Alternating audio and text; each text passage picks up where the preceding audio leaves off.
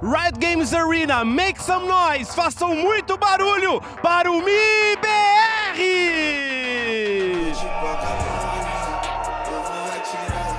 This team has had high hopes the entire year, but maybe third time is a charm. They take the stage in stage 2 after a turbulent kickoff, after a rough stage 1. But this could be the beginning of their journey back up to Shanghai. I think they can do it. They've been looking fresh. I think if they can address their role issues and their compositions and get on the same page about getting behind Mizzino as the IGL, finding that emotional leader that we're looking at in the cams, I think they've got a good shot here. I know you said if they could just adjust their role issues, if they could just adjust their compositions, but that is also a lot to ask here. They're going to need to figure this stuff out here and now, because you best believe that their opponents, Coach Bonkar definitely has as well. Thankfully for MIBR, they have Coach Fraud. They have some great minds over there to try and bring them success. Now let's see whether or not that is going to be the case.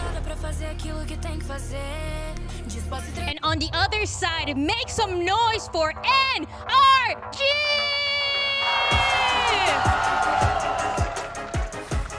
NRG, the world champions, back again to show MIBR what a real super team looks like.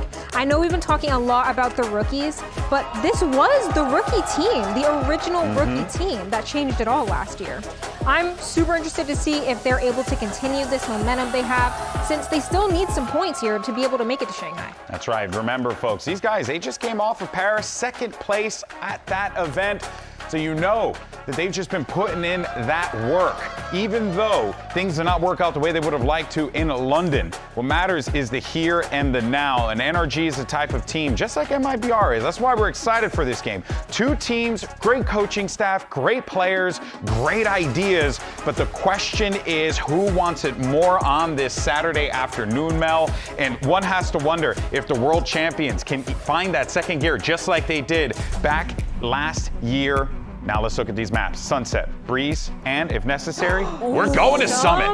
Finally, okay, we've seen teams floating it, but both teams in the second ban phase have been like, nah, psych, we're gonna ban it. But we're actually seeing it come out as the third map here. Earlier this weekend, we saw Cloud9 play it first map, so this is gonna be a treat to watch. Oh man, Sunset, Breeze, Sunset to open things up here. We're definitely going to see some Neon. I have no doubt with that, right? With one of these compositions, Absolutely. More than likely. Yeah, it's definitely Neon's best map, like Temet was saying. You can do a lot with the Neon on Sunset, a lot of bait plays, a lot of top mid action. There's a lot of different options. There's also a lot of different ways the comps could go on Sunset. You could play the double duelist that we've been seeing. We've also been seeing a lot of Sage and Deadlock for teams that lean more towards the double Senti. So I'm excited to see what MIBR has to play. I think it really comes down to like which teams are buying into the Sage and which teams are buying into the double duelist. Phoenix seems to be a mainstay so far on this map. I think he can do a lot by himself. We talk about how self-sufficient of an agent he is, and I think I might have just got a peek of Zachary Patron Zekin on the Phoenix, and I think that is such a good role for him. The pride of New Jersey is going to look to heat up the server on Phoenix. We'll see how that works out, as we'll be waiting for the agent select here to lock everything in. What is that guy going to be doing there? That's the other one. But first, let's check out MIBR. And we got Aspas on the Neon. I used to pray for days like this. Whoa, okay. Traditionally doesn't really like playing the Neon, but now on that agent. Listen, I'm not just looking at the Neon, that's a big one, but I'm also looking at like the Sova, because sometimes they play Sky on maps like Fracture. And for me, I think it's a big mismatch, but this is exactly what I want to see from MIBR. And we're seeing Ethan on the Phoenix. Okay, I like that a little bit more than the Neon. I like that more. That leans more into like a Yoru playstyle like that he's used to versus like the movement duelist of Neon. I feel like this actually fits his playstyle a lot. I wonder if it will be any hindrance to his calling to be on that duelist role, or if it's pretty natural for him and he feels comfortable with it. All right, this is it. We're ending week 1 with a banger. And who better to call the action? These guys are stoked because England got 3rd place today. 3rd place, isn't that right, fellas? Here's Brennan's sideshow. Listen, buddy, bronze medal's better than nothing. But hey, listen, a matchup here, NRG, MIBR, reigning world champions versus the quote-unquote super team that we've been alluding to. But there's an interesting twist to this tale with this game today, because you have two teams as well that have been struggling with identity issues in terms of compositions they want to play, what roles they want to play, what IGL they want to run in some instances. Well, we just watched a game which I think was defined by one team, 100 Thieves, having their identity, knowing exactly what they want to do, and the other team struggling to still come up with answers. access to that. So I am so interested in both of these squads to see who's ahead of it. We're seeing NRG change around what roles, what agents they want to play from a week-to-week basis. They've just come back from a tournament where Ethan was playing Neon. The desk have been talking about it, and they're already swapping it up. But I like the comps. I do think these make sense. We'll see it now. Bit of a high-low now. The smoke is going to be blooming. Cuts it away, and it's on either side here, but it's a lot of damage done from the Sheriffs. Ethan immediately. Cheeky little two-piece and looking to gear up as well. Taking a little bit one step further. Matter forwards. Raring to go. Plenty of confidence. Verno going to be shutting him down, though. And now, game of that timing once more. Tex immediately answered back here. It's a 1v2 now that Verno's left into, and not enough health to really do the job. It's Kiko and Scuba, last alive for NRG, closing things out. And that's the weirdest part to me of all of these compositions. I can get on board with Ethan playing the Phoenix, but seeing Kiko come out here on the Cypher is unusual to me. And having Scuba be picking up the Omen instead, there is a huge amount of flexibility on both of these teams, honestly. But finding the right pieces in the right spots is going to be a puzzle that they figure out. And our general topics in these early week one games, Brent, have been, you know, it's a marathon, not a sprint. Sure. These teams are going to slowly be leveling up and trying to get towards play-ins or playoffs, whatever.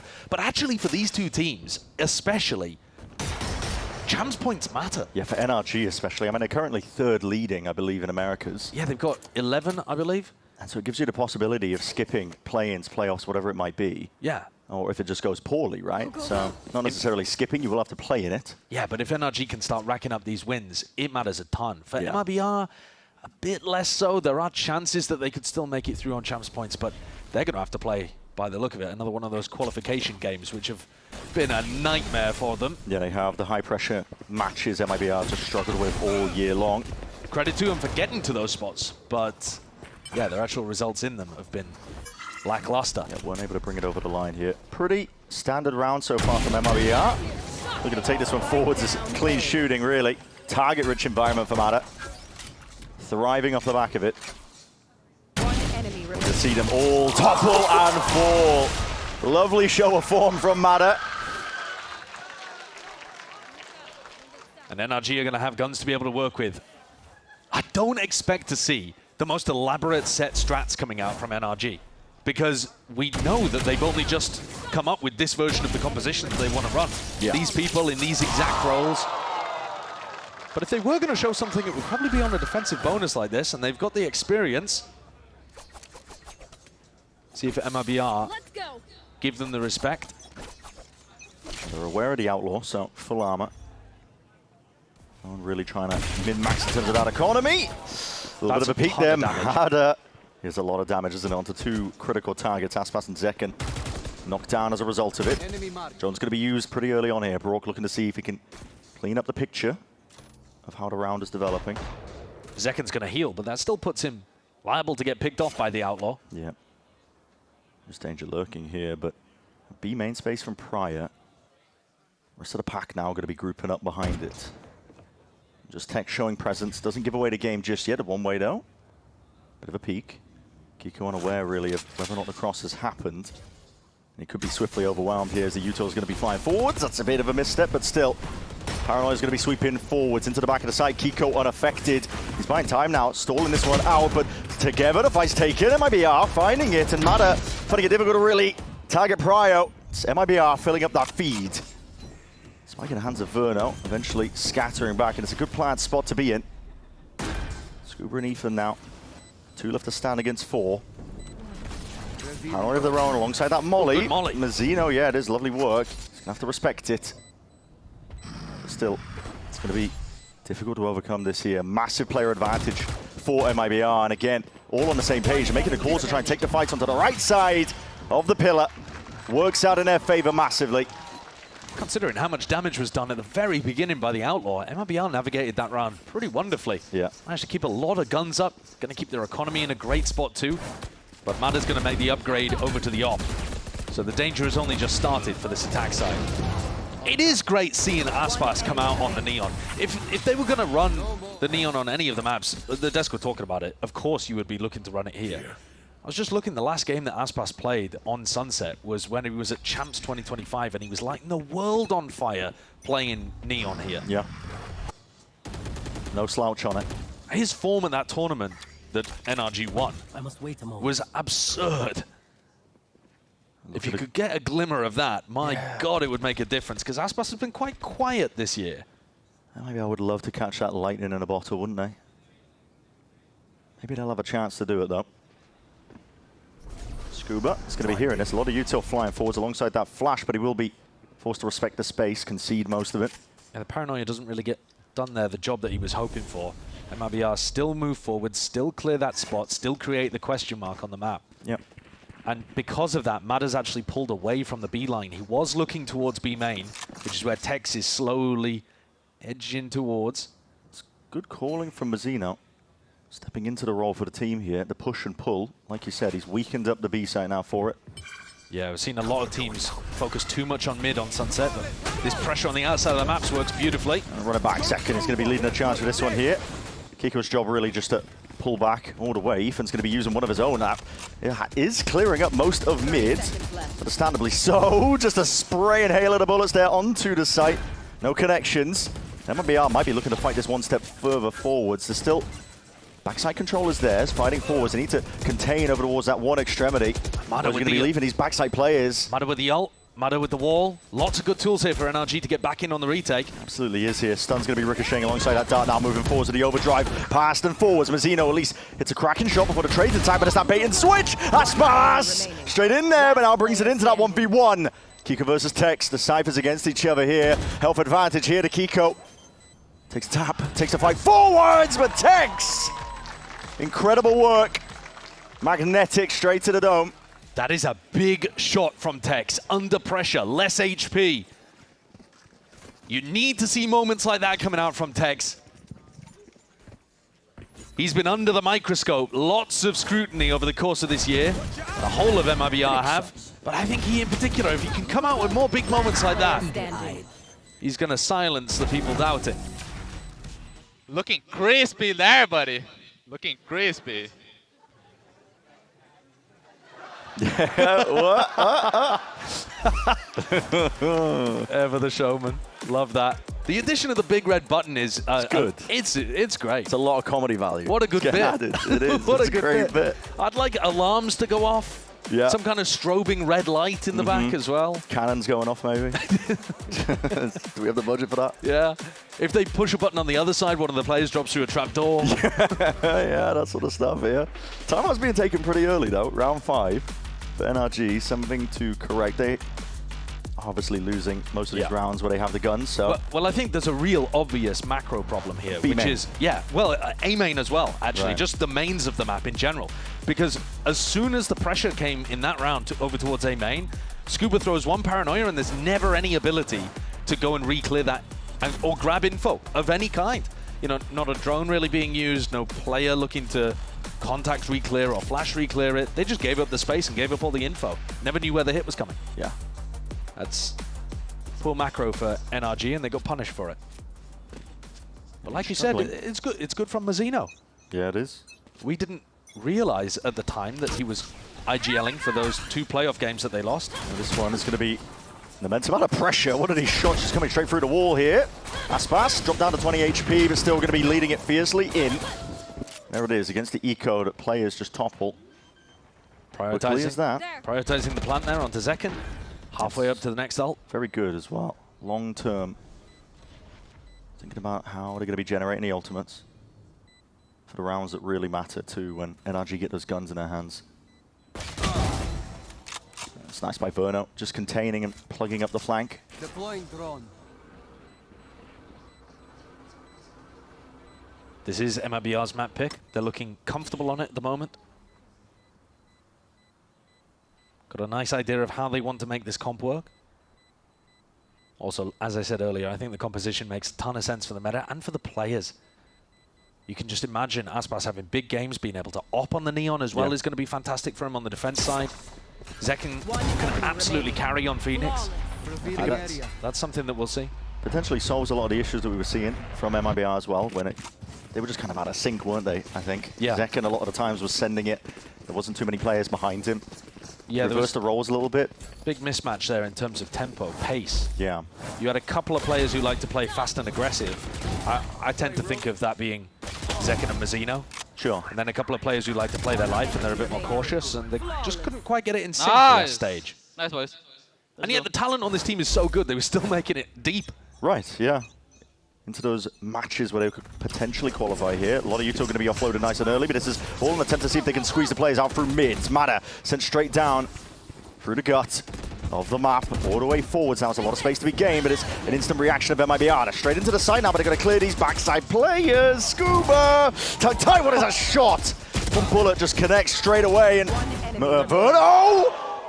Hell of an opportunity, and he does just at least stand up to the challenge. Kiko, look to see if he can do a little bit more here, but he is just in that 1v4. Very little opportunity to do much. Couple of moments of individual brilliance here from MIBR, and they've put another big round on the board. NRG making changes, but coming out of the tag timeout, MIBR one step ahead. All the adjustments that Bonkar will have been talking to them about haven't really happened because MIBR have gone from playing a slow, defaulty rounds to just sending it on A. Ah, there it is. And Kiko hunted down, dealt with, no gun kept over, but they still will be able to buy. Zekken, though, one away from being able to get his ultimate online. They're doing a very good job of just generating. Getting plants in.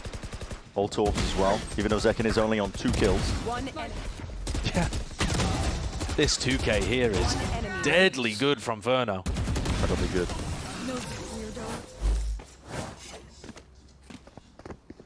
All right, 4-2 here. NRG have got to see if they can turn things around soon. Timeout was taken, but it hasn't worked out just yet. Now mid looks to be name of the game here for MIBR. They're anticipating the NRG fighting over the ult orbs. Zekken's one away, so the obvious thing would be for Mazzino to go over towards A. Scuba steals it. Yeah. There's still a B ult orb that they could play for, but MIBR are trying to be a bit unusual here. Keep your eyes, man. Are going to be taking a swing off that one. The drone just not quite tagging him, but he's just colliding into the wall there. Aspas will capitalize. And he's straight in there now. An exchange of the weaponry. Picks up the big stick now. Look at it. Let's see what he can do with it. Does he think about Scuba, Jumps though? for that. He connected. Oh, that is wild. Straight through the box. Ethan. So throw down a bit of util just to heal all the way back up. And now they're going to be leaving him as that bit of an insert. Hunter's Fury. Out of nowhere. Trying to push players potentially into the sight line. And he does connect it well. If Ethan didn't heal up prior, he would have been gone. Aspas has not thought about Scuba, surely. It's a slide off angle as well from Scuba. Smoke in the face. Cause a bit of concern there. We're in the 40-second mark of the round. It needs to be a bit of a goal and an end in sight here for MIBR. They are gearing up towards A. Again, NRG can never re-clear over towards A, but thankfully Kiko's taken space on the other side of the map. Yeah, it makes it easy for him. NRG can stack players, 3 of them over towards A now. They're ready to respond in kind. 20 seconds left. Ethan, as low as anything now. You're in an abundance of the util once more, being chucked over towards the site. Fast lane, walking up through it. Verno's already there, but already that's going to be traded. In, through, and out. These kills found. MIBR. Incredible form. We're seeing once more Kiko left to just pick up the pieces. Do whatever he can with them, but it's an unwinnable scenario. It's another spot where he should probably just go and save. And that is brutal. I love the confidence coming out from Tex again in that position. It's another spot where he's in a 1v1 and he could tuck, he could play his life, but instead he goes for the swing on a timing, shuts the player down from NRG, defends the rest of his team and keeps them alive in a 3v1. It's looking a lot better from MIBR. It really is. Got to say, they're all on the same page. Not seeing the same disconnect that we were prior. No, it absolutely feels like the machine is working. Yeah. Prior to this, I think it would have been quite reasonable to call MIBR a group of good players rather than a great team. Even though they were getting deep in these tournaments, even though they were a match away from qualifying the global events multiple times. Yeah. But the system didn't necessarily work. It's early days. We still have to see them on defense. We still have to see them on maps that they haven't specifically picked. But all the early signs are good. Adjustments again here to the setup. Kiko. Just wondering where to potentially play. A lot of that util thrown out. Early cage. It's been a pretty standard affair here for MIBR. slowly trying to take that B main control. Looks like the idea from NRG is potentially a punish. Gearing up for it. They're holding util. Ethan potentially with the flash. But it's just Mada with the judge. He wasn't really able to play off this. And look at Tex. He's already just found that gap. Now timing all the way in. Mada doesn't have the right weapon for this one here. Now we're going to see the runner back sent flying forwards here. Anything to see if they can entry into this. The dart is good. It delays for just a second. That's the spike. One flash through. Spike going to be dropped down toward the back of the site. It's a good kill to be claimed, and already MIBR playing off the back of the space. The wall dividing up most of the site here, but as it fades away still, it's a curtain that drops, and it's not in the favor of NRG. They are crumbling underneath it. Once more, Kiko. Left wondering, where's it gone wrong? Why are they avoiding my sights? Not able to get involved. And Aspas is all over them like a rash. He is truly taking control in rounds like that. 15-3, this is the guy. If you've only started becoming a fan of Valorant this year, you might be thinking, why is everyone talking about this dude? Yeah. He's fine, but he's been nothing amazing. But if you've been watching for longer than 1 year, like at all, you know the peaks. You know what this guy, not just the peaks, the consistency. Yeah. It's been every year. He's been incredible, both in terms of his impact and his ability to get teams deep in tournaments. Well, right now, he is taking over. As soon as the system works, he's there. This is panic time for NRG, isn't it? It's the second time I'm going to be called in the first half. We're only in round 9. Yeah, this is where, if they had the other button, you'd be dropping their assistant coach through the trap door or something. Into the pit of crocodiles. Yeah. Trying to make somebody the scapegoat here. Did you come up with that defensive setup? Yeah, what was that? But NRG so far only able to get the pistol in the follow-up in this map so far. It's been 6 rounds straight. They've been getting outplayed in the macro as well, which is such an unusual thing to see from NRG's perspective. MIBR don't have to do anything too complicated, but they are getting B main for free every round by just having Tex walk in there. And MIBR, because they pressure A and then return back to B, NRG have got no answers for it. Getting handed some very easy execs onto the B side. Gotta try and fight over it. This time, Mada does have the rifle. It looks like he is trying to square up into that B main direction to ensure that Tex just can't really play in there. Yeah, you don't have to fight over it at a barrier drop. You could run a trap play as well. Make Tex a bit scared of taking that space for free. And breaking the cam, finally.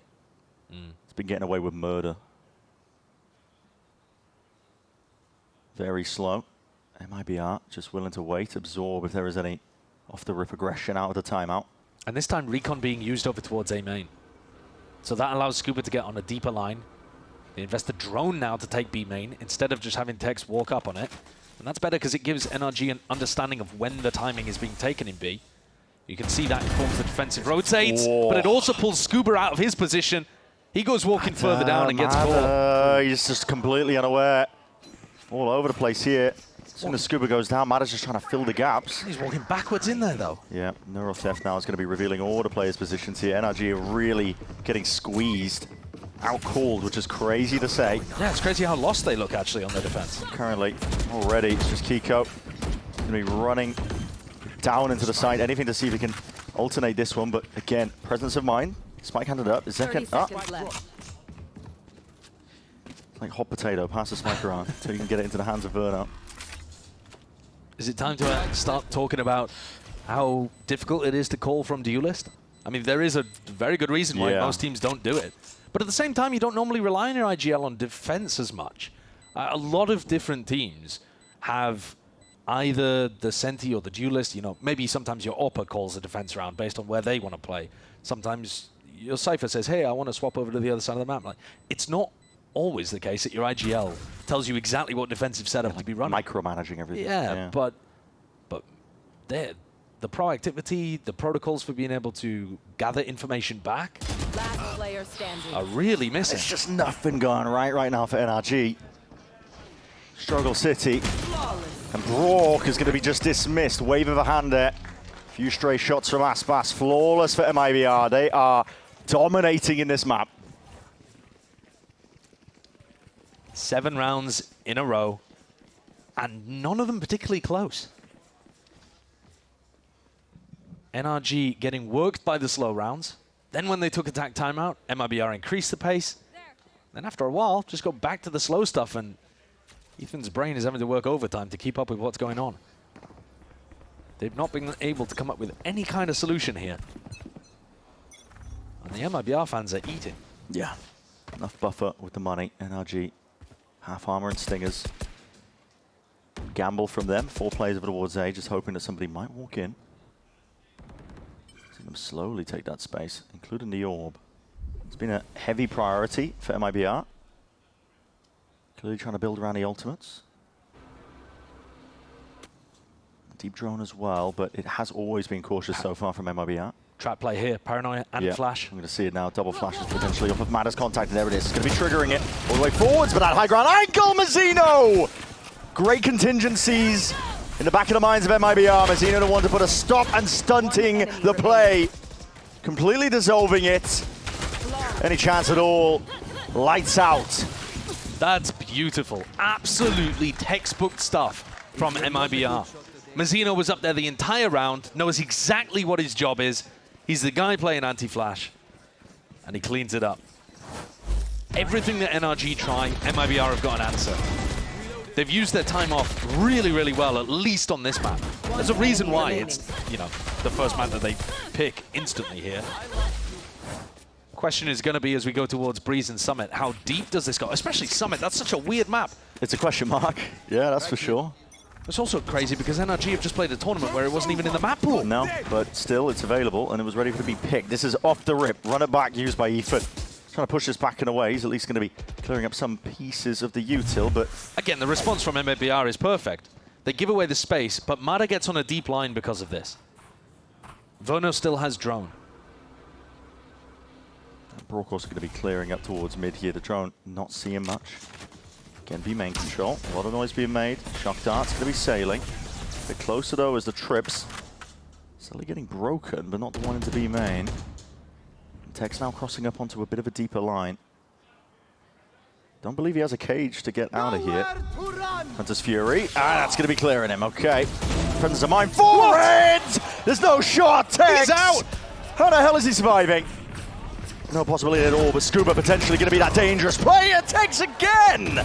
Just leading it for them. Lit up though there by the Tart. Mana looking to see if he can play off the back of it alongside Brock. A bit of pace now, exactly what NRG ordered. It's a better round in the end. It's also the first rifle round that NRG have been able to put together. I was worried there that Tex was about to pull a rabbit out of a hat on them. Yeah. But NRG come away with it in the end. They had a much better idea this time that the hit was going to come through on B. That early Phoenix ultimate also helped them get more information in the round. But they are not going to have that to work with again. It's also the final round of the half. They're already 5 rounds down. One enemy remaining. Tough going. But if NRG can get one more, it's always a chance. We're seeing that stack of bodies. 3 players over towards this elbow angle. Flash did not connect, but it glides! Oh my!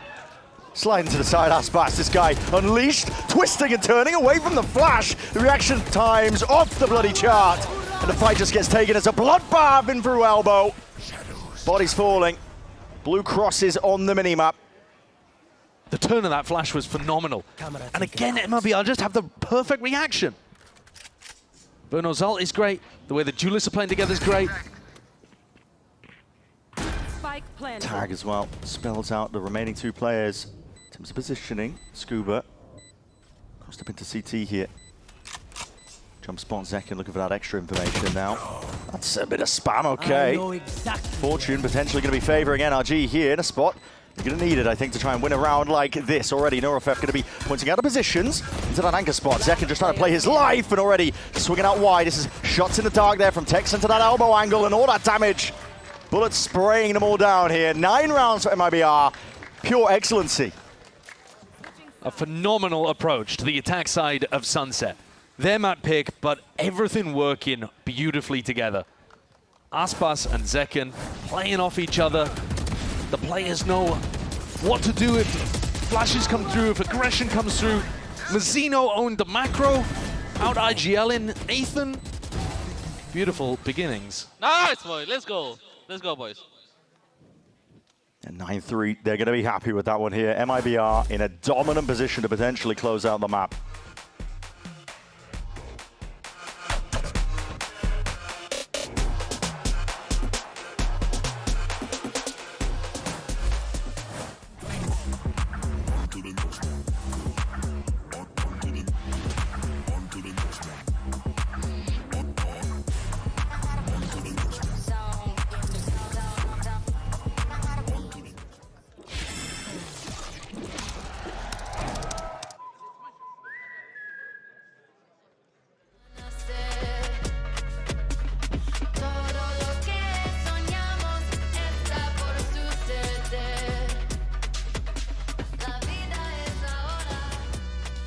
So when you come to the Riot Games Arena, you not only get to watch Valorant, but you also get to play Valorant.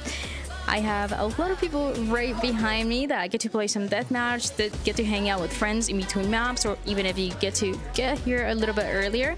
And also right behind me is the monitor. So yeah, you might be a little late, you're trying to finish out that match, but you still get to catch the games.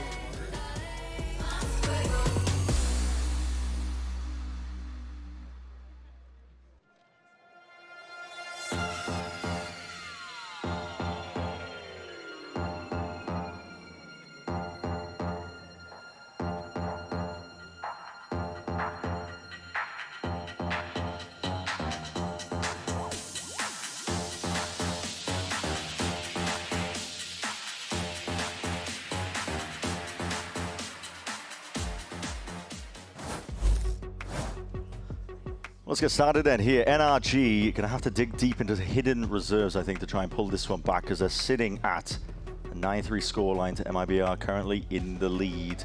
It has been pure brilliance, really. Aspas is sitting at the top of the scoreboard. He's 19-5. That's a pretty good half. It's not bad. That is a pretty good half. More than 1.5 KPR. Pretty exceptional stuff.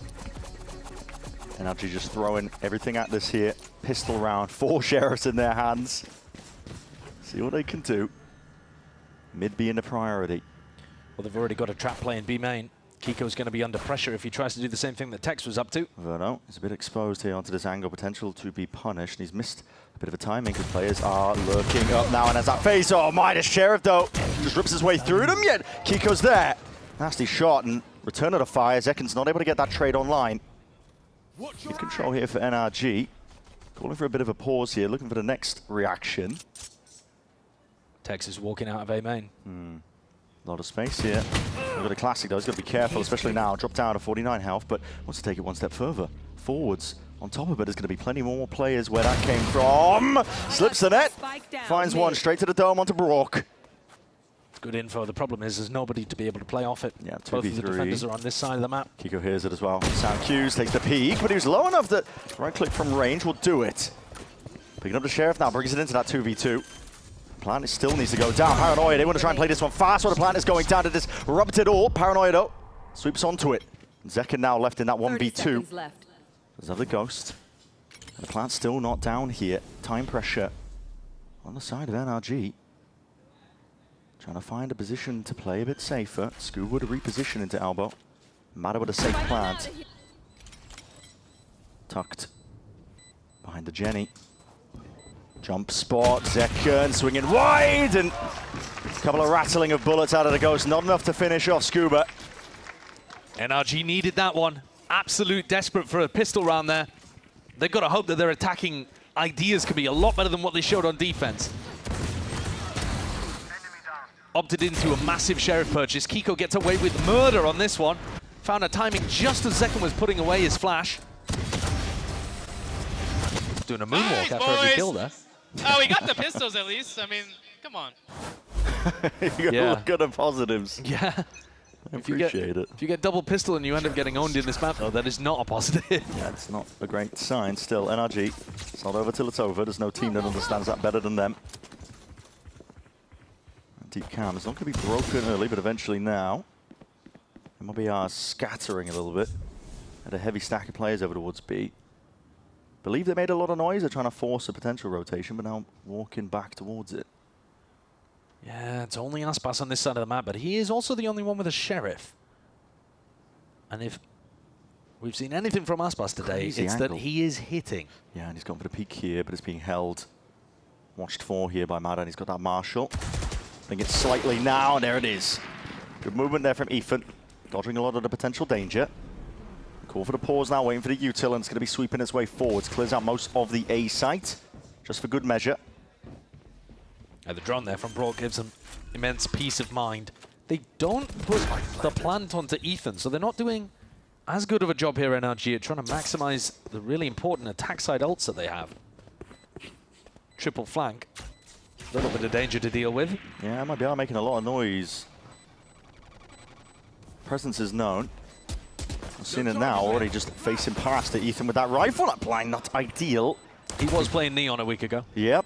He's having to do quite a lot from his position, but here we are, Tex. Onto the high ground, they are going to be clearing him up. One enemy Rest of NRG as well, just going to be following suit in terms of just trying to clean up the rest of these players.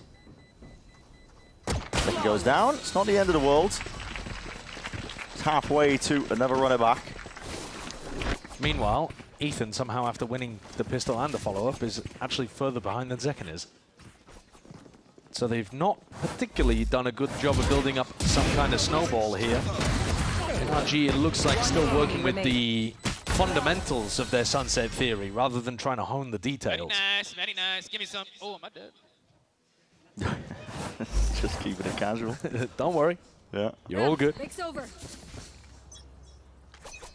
Mada's going to pull out the attack side outlaw here. Yeah. See this one for their bonus idea. It's very healthy here for NRG. Converting this round cleanly could be the right path to see if they can get it in back into the map. Almost going to be picked up. Holding a bit some pieces of the util. It's a blaze wall, cuts its way, and it does break the trip. That was I think a lineup specifically for it. Yeah, nice idea. Yeah, getting nerdy with it here. Mada! There's one shot there, just not enough to claim the kill. He needed to be precise as anything. 10 HP though, Verno immediately retreating. That's now 2 players that have died to the outlaw because Aspas has light armor. Ethan stayed in this position over towards B. Potential for him to call the Packer players back, but for now, all grouped up. There's not going to be much time for them to all come back. See a bit of a presence here. The Paranoia gets sent flying forwards here from MIBR. Both teams left guessing in terms of player positions. Kiko trying to get alert timing right now, but hasn't been enough noise pressure. He feels uncertain about it. 30 seconds left. You've got to make a move now. And okay, the door bursts open. They're going to be making moves over towards this side. Mazzino, though, holding his ground towards the back of the side. He needs shoulder to Tex. Stun, dodged. Cage now going to be deaded, and that gives a bit of cover. Anything to play around here, while Zekken is also just lighting them up from afar. Flashes through. This is really awkward now for NRG, finding it difficult to get anything going. Damage done. Plant needs to go down, and it will do just that. Brook finally committing towards it, but Mada caught into a corner. Brook! Tasty little two-piece, but it is just up to Kiko now. Sharp shooting, aim on point. Verno miles away, and a damage done to Zekken. This is incredibly winnable. He's hearing the footsteps. Verno. Yeah, he does. Sound cues. Already there. Dart. Dodge for now. Diffuse, half. Zekken's already on it, but his position, he's in the right back just to heal back up. Crazy usage and now sticking potentially. There it is. What a play to make. That's outrageous. If Kiko had had anything with high penetration, a Guardian or a Sheriff, he would have been able to wallbang that spot as well. I just couldn't find the angle on the guy. It's crazy. It was incredibly winnable. There's the blaze wall. Yeah. And Scuba tried to take that timing. Aimed to take the jump onto Zekken, who had a round 3 Phoenix ultimate, despite losing the pistol, which is crazy stuff. Heavy prioritization and trying to build it up. We saw it on the attack. They're doing it on the defense. Yeah. Swapping around at the guns. Oh, barely getting the weapon in time. Verno gets the Guardian now. 4-player stack from MIBR. Start of the round. Dominate A main. Yeah. Get Zekken another ult orb. Drone through into mid. Crosses up though as it taking a lot of damage in the process. It does give away the game here. NRG taking that mid control. A lot of pressure on Tex, who's only got a Guardian. He is the pack of MIBR. They want to try and fight this though with a flash. Sliding towards the side here, but it's unorthodox in terms of the fight being taken, and it's not really put together well enough. It's NRG. They battle back. Pushing them away here. Tex trying to take a timing now that they're at that massive player disadvantage.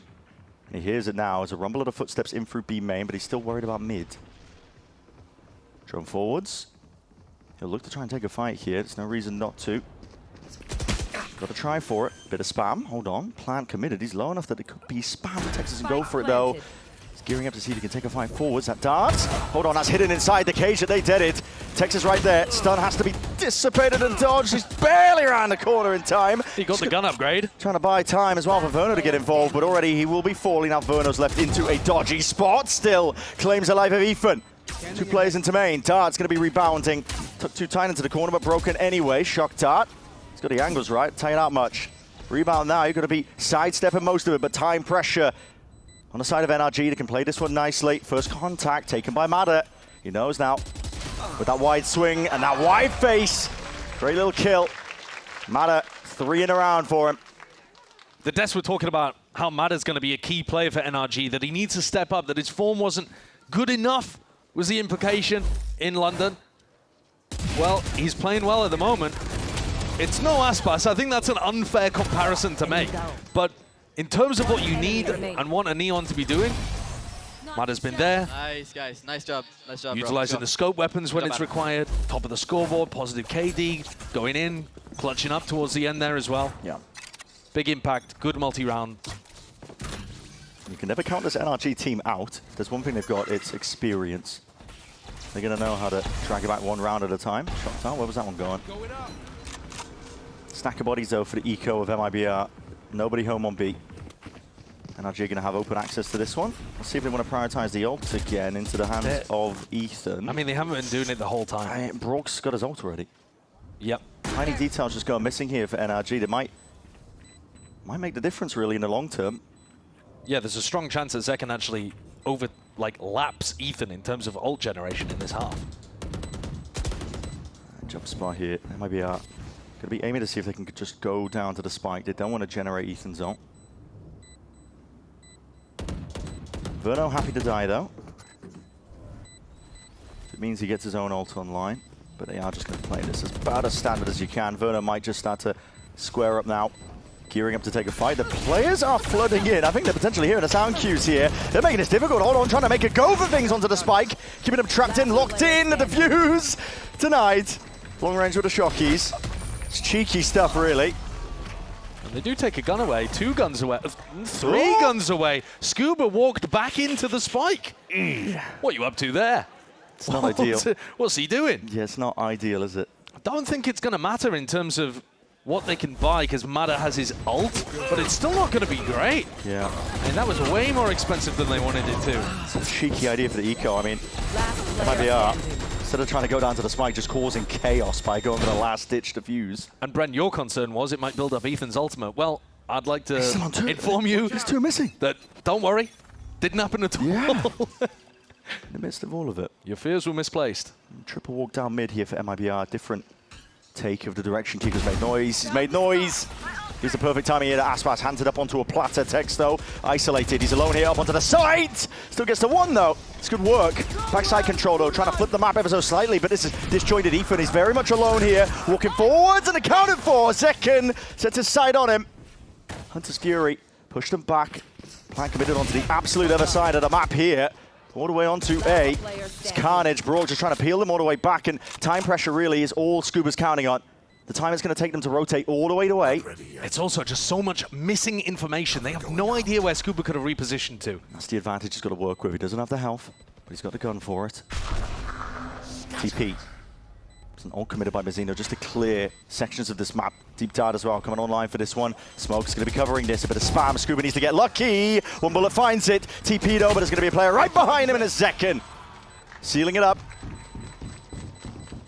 It's an important round for MIBR to be able to put together. Stop some of that momentum that NRG built up. Prove that you can stop a B exec from coming through. And Zekin has lapped Ethan in terms of ult generation in this half. This is now Zekin's 2nd Phoenix ult that he has available here, compared to Ethan's first that they both got up at the same time in the same round. We've been talking about it, but the details are definitely off for NRG. This looks like a map that they haven't been able to put as much time and thought into, which makes sense. I mean, we knew that they were changing comp. Yeah, it also makes sense as well. They're being hard-pressed. We're talking about burnout heading into London, the amount of matches they've had to play, and they ended up opting into it. Quite a few more as well. We're seeing them sending it flying forwards now. A bit of a squeeze through tiles and through a main, but right reaction from NRG.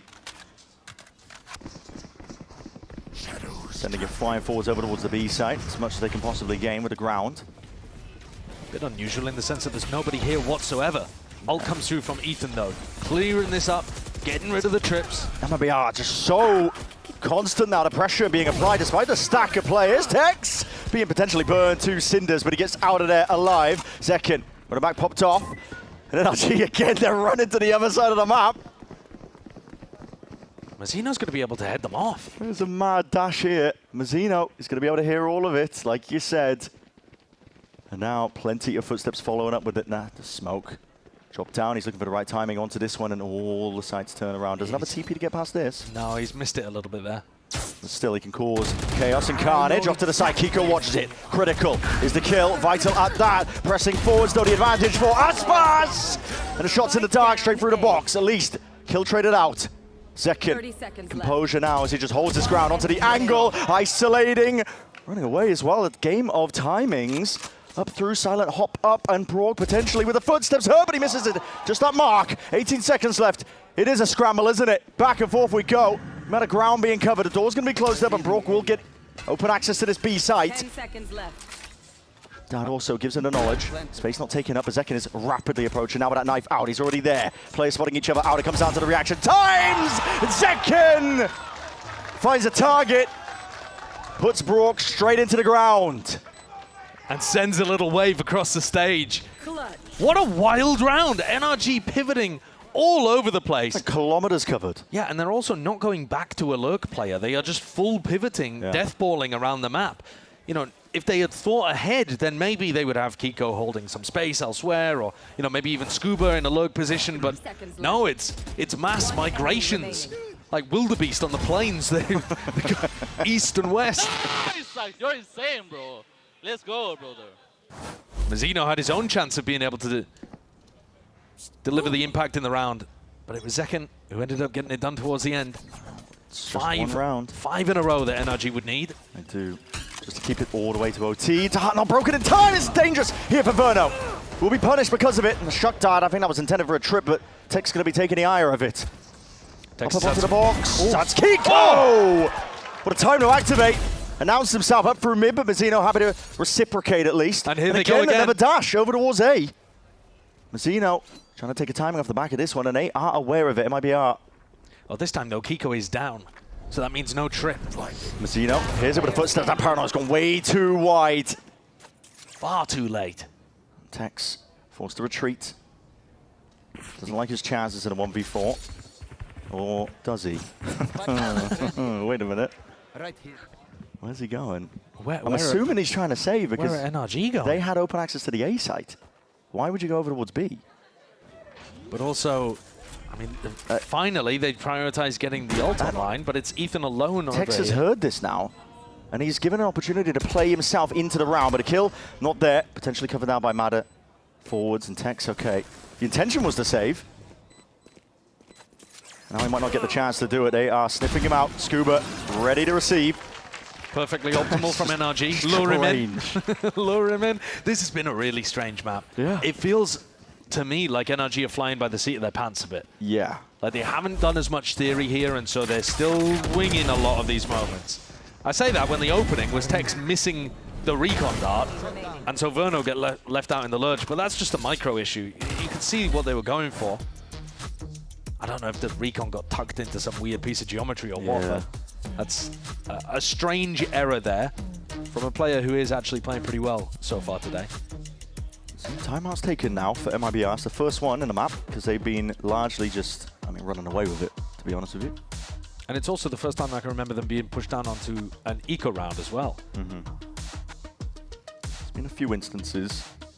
So whatever this timeout is for, adjustments being made. I mean, one of the things that is immediately notable is the mass over rotations, right? Yeah. Back and forth when it doesn't go NRG's way. Yeah, and I think MIBR probably have a read that there aren't lurkers getting into deep positions. Yeah. They've heard and seen them making mad dashes around the map. We'll see what MIBR decide to do with that. Whether it's a walk down tiles and get people into aggressive positions, whether they themselves just don't want to over-rotate as much, but they are stopping the site hits from coming through. Still, there are 4 opportunities for MIBR to close this out. Should be able to find this one. It's against the Eco. And you're a dangerous team. Same trap play that we saw earlier on. Yeah. Aspas takes contact with the Sheriff, and then Zekin has a flash. A couple of layers being played towards this one. Footsteps heard. just out of range of the dart here, and there's plenty players walking up behind it. With the paranoia is an extra element, but it's still, that stun is good. Fantastic, in fact, by Mada. It's good utility just to peel them all the way back and take a little bit of the bite out of the danger potentially from the eco. Brawl committing now to drone as well for the extra side of it. Mada, a few straight bullets, just land straight to the head. So, seeing with the classic finding it, but that corner, Brooke's got to know about this, yeah. 9 HP. But I think NRG have already sussed out the danger in this round. Good anti-flash positions as well over towards B main. Yeah. They baited that play out pretty nicely. And Ethan was happy to put his body on the line. He's one away from generating up this ultimate. Right here. Which would be crucial for them in the next rifle round. But they've cut noise and there's still 2 players ready and waiting, but they've only got classics. Yeah, not a lot to work with. They do have 2 players in the right place. There really shouldn't be too much danger. I mean, Werner's on 9 HP. That's a funky smoke. That's weird. And that's going to be difficult to see if he can get through. Ethan just having to put his body on the line again, leaping forwards and through, but inside that smoke, Mazzino, okay. It is spam, reciprocated. Big reveal, 18 seconds left. Time pressure, but there it is. With the extra bits and pieces of spam, there's only 1 more player left to worry about. Texas not home, so... Yeah, he already broke a trip and now he's just jumped into another one, so yeah. They know exactly where he is. Good awareness from NRG. One of the things, when I watched them just over the last year or so, is their awareness of smokes. I think they're really, really good at optimizing the details around that, whether it be, you know, hiding inside of them, ducking into them, spraying players down off someone else's minimap contact. Sure. They've got a lot of the good micro protocols down in spots like that. Tex. Hello, hello, hello. Hold on. Time ticking away. Getting dicey though, getting dangerous. I wasn't worried. You weren't worried? I mean, there was no time. Let's be real. There wasn't any time, but it's still. Who was it at London? It was EDG against XLG or something? Yeah. Where we saw a ridiculous round like that happen. Well, good awareness in terms of the smokes where players could be. There were 5 chances for MIBR to close this map out, and now there's only 3, but they've got rifles back and an operator for Aspas. It does look like they're headed roughly in his direction. This is going to be holding down towards his elbow angle. Zekken was just there, I think, just to break some form of the util. In case they decide to use the drone. With this spot, but it's just a jiggle, and now they're going to be punished for it. Fast lane. Aspas no intention, though, of evacuating. He's not going to be leaving the vicinity. Back up onto the line now. Scuba. Flash and Molly swing around to the corner. Anything to clear them out now with the Hunter's Furies. An extra piece, though. This is used on NRG side of things just to see if it can clear away, but there's no follow-up. Nothing else alongside it. Up through mid now is the call. NRG trying to find it, but it's kill! It's a little bit labored, a little bit messy. Kiko's not able to get that one done. Run it back now from Ethan, looking to see if he can carve a path out up through Market. Yuto being held out, hold on. Now the player really aware. Mazzino! Almost going down to the molly. Peel back though there from the runner back. It is access now to the B site. Forwards though into it, and Texas given his chance to really see if he can claim a few lives. Deep peaks and a smoke as well, just to play within. Flash though good. Mazzino adds an ult up onto the high ground box. Tex also activating off of it. The sound pressure, and surely this is it. Nail in the coffin for Sunset. What a way to end it. MIBR in a flawless fashion. They get it done. It's an explosive end to an impressive map. At the top of the pack in Americas when it comes to that one there, so it's that extra element that they can play for. Every win matters, especially so here for NRG, but they're currently on the back foot. Got a win here on Breeze to send it all the way to Summit. Have a chance as well to continue in this series. Time ticking down though, and we're getting into things for the pistol round. NRG, heavy group, that's 4 players. Early knife, looking for see if there's any connections. There's not. Mazzino absorbing a bit of the aggression. Not too sure how many players he saw, but he calls immediately for the hold. Firing squad lining up now for the potential return of the fire. And this is just a straight up showdown. High noon between them. Sheriffs in the hands on either side. And there's pot shots just raining out. I'm so surprised that Scuba wanted to opt into that. He took a jiggle peek, saw the horde, and thought, yeah, we're good for it. Mada's just been trying to control things on the other side. There's an aspect that we haven't discussed too much yet, but this is one of the maps where Mada plays Harbor. Yeah, it's an interesting one. Tex has come back over here to fill up double doors. And NRG reconnect with Mada and looking to try to grab some information, but this Cove is giving them all the wrong ideas. Yeah, makes it feel like it's leaning over towards B here. Whole squad is just hunting for answers right now. 3 players essentially shoulder to shoulder. Meanwhile, the A side is going to be taken up, but that's a kill. It's a great one, honestly, into the double doors angle. They're still worried about B. Yeah, they're still. Again, series of unknowns. They've lost control, but as soon as that plan goes down, it will clear things up ever so slightly. But there are flanks on, flanks occurring. Aspas one way, Verno on the other. And does leave a lot of pressure onto Mazzino, playing up onto this side, but it looks like the call is made. They're trying to double back! The damage is done from Prior. And Verno able to mop him up. Now just left up to Scuba for the pistol. Sense of urgency in his step, but now looking to slow it down, see if he can isolate some of these fights, some of these angles. One player spotted as well, but the reaction's not quite there. Aspas, they want to put him down. And it's a pistol round for MIBR. Big kills from Aspas with the Sheriff. Great damage from Tex as well, so that Verno could finish those 2 off. This was another slow attack side round where Mazzino's calling puts a ton of questions in the back of Ethan's mind. They were going for a triple walk around, really trying to figure out where this was even ending. They're lacking a lot of info. Which they shouldn't really be with this composition in general. Double initiator. Yeah, this half they should be fine. It's mostly just because that was a pistol. Especially if they feel confident in being able to play for retake. And the Harbor Comp should let you do that a ton. Yeah, MIBR going to let loose there with a high tide nice and early.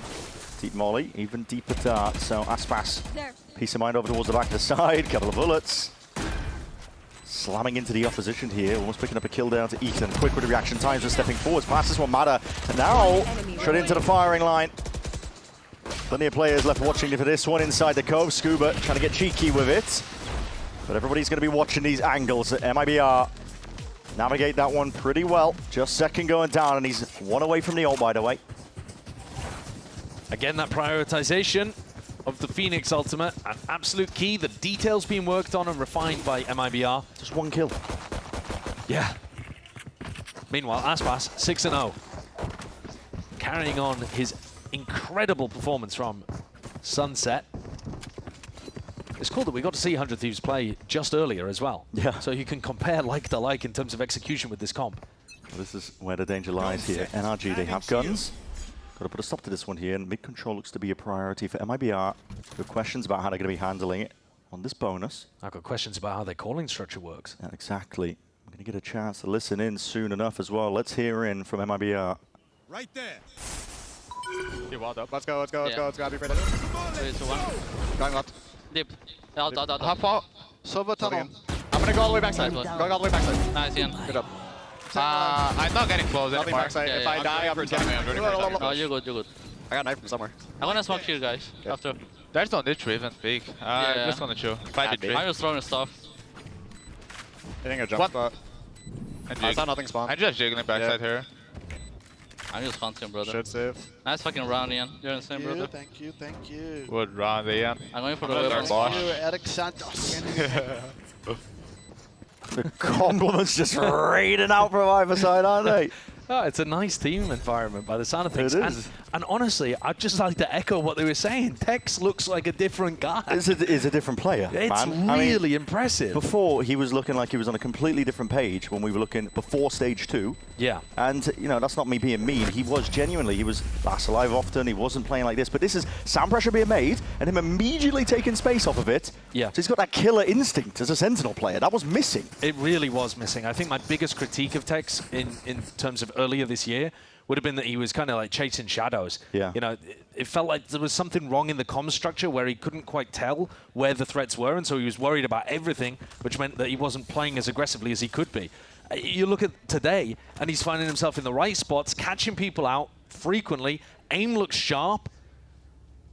If they can keep this version of the team going into high-stakes matches, that'll make such a difference. I'm just going to send it. Okay, straight over towards B once more, putting the test and questions asked of Scuba. He does find the first one. The flash is even being dodged, and the dart is going to be delayed overhead. Scuba still alive here forwards, but Verno sidestepping it. That rifle in hand, Vandal Makes Scuba pay, but still it's a player disadvantage situation here. MIBR do manage to get that plant down. The retake inside here for NRG. They've already got bodies in the right places. 4 players in for that backside position. Dodging and weaving now past the high tide. Verno looking for a bit of a pocket. Trying to see if he can just make the difference for this team. Wondering where they are holding. Nade sails overhead, clearing a bit of ladder. The close plan position being played. That cove in through main, a bit of spam though, going to be breaking and dissipating it now on Verno, looking to see if he can put the backstab in, but Brook watches for it still. Start text now. We'll see if he can do it again in this spot like this at a 1v2. Kiko already laying it down. It's a deep angle. Hold on, his aim from Tex is just immaculate. And Brook tested. No time. It's another incredible round from Tex at the end. Really immaculate stuff. 4-0. There it is, all smiles from his comrades. NRG also with opportunities to be able to pull off the retake. Mada Cove's main instead of the spike, which means that these players are just able to get rid of it so much quicker. It doesn't bait them into open angles. NRG can't punish, and they get wrecked in a 2v1 at the end. Yeah. NRG just left guessing in terms of where the fire was coming from. Didn't give them the cover that they needed again. Seeing a bit of early work in over towards A main. Tex was doing this a lot on Sunset, onto the extremities. He wasn't getting punished for it. Camera is destroyed. This time though, Cam is being taken out. Kiko. Deep territory gained over towards elbow, but there is that awareness. Flash is dodged. Flash now active. Kiko just trying to get out alive. He's taking a lot of damage. Bullet tagged up, but he's alive for now. It's a huge amount of information. Scuba's still got hold of that snake bite, so any potential push back into B would be rough. That's good. Kiko just picking back up the midline after being pressured out of elbow. It's a beauty of a shot. Very long range. Tex, seeing the jiggle, hoping for that connection. Rest of the team going to be joining him. Much better defensive information here, though, from NRG because of Kiko, who gets flashed back into mid right now. Getting active. It's a quirky high tide. It's going to be whipping his way around. It creates a bit of a unusual territory. Pocket to play in potentially now with a stun going in through the back of the site. There's still players there. The dart needs to be dealt with. Just the one reveal off the back of it. A bit of spam coming in through the outer section of it now, and a flash forward. Spam into the box. Barely there with a kill. Transfer not there. NRG find their way forwards. It's a harbor roll coming out of Mazzino. A second layer, supposed to be aggression in the post plant. Amada shreds them. Don't know where he got that 3K from. They knew it was going to be over here, but whoa, he is clean. Sharp with that 3K. It's a lovely reset. They also get in front of the harbor ultimate. Golf claps from the coaching booth. A lot more proactivity though from NRG is what we want to see. Not left guessing as much. Kiko's the big player behind that. And especially if he can be empowered by Ethan's flashes. Again, Bullet's going to be hitting a couple of players, trailing behind them up. Mid-control being the goal here for MIBR. Mazzino, not scared, is he? Got the confidence, but these players are taking damage. Chip's going to be adding up here, and yeah, one bullet to the chest is going to do it, straight with the Vandal in hand. Kiko already claiming kills all over the place here. A lot more confidence, and it's working out. Brook, sliders of angles here. It's not going to reveal himself.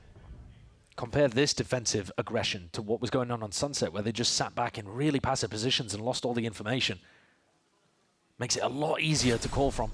MIBR are split up as a result. All over the place here. Aspas, it's a steady aim as well. Overwhelmed by 2 players. It still manages to claim the one for the traders there. Verno has caught Ethan with a deep push into A main. The spike potentially retrievable now, especially with Tex getting these kills. Hold on. It cracked open the B site. Neural theft gives good information. And Zekken just biding his time, waiting to pounce, and Flash is ready. Here it is, Tex catching all of them now. That Flash is absolutely brilliant. Damage done, and Hunter's Fury wasn't even necessary. Oh man, that is a wild round from MIBR. There was a point there where they had a player still controlling A main, a player lurked into B, and one tucked in elbow, covering the entire map, just with individual players going and making plays, and all of their plays worked out. Tex gets the lurk on Mada, Ethan gets shut down in A main, and then they cook up this play, flashing off the contact, with then a Hunter's Fury afterwards. All these little micro plays cooked up on the fly. Yeah, that one is definitely not a pre-prepared strat. No. And that's what we were wanting to see, really, from MIBR. I think the super team difference, the ability to have the knowledge and the skill, experience to be able to pull off stuff like that. This pressure over towards B is going to be caught by the camp.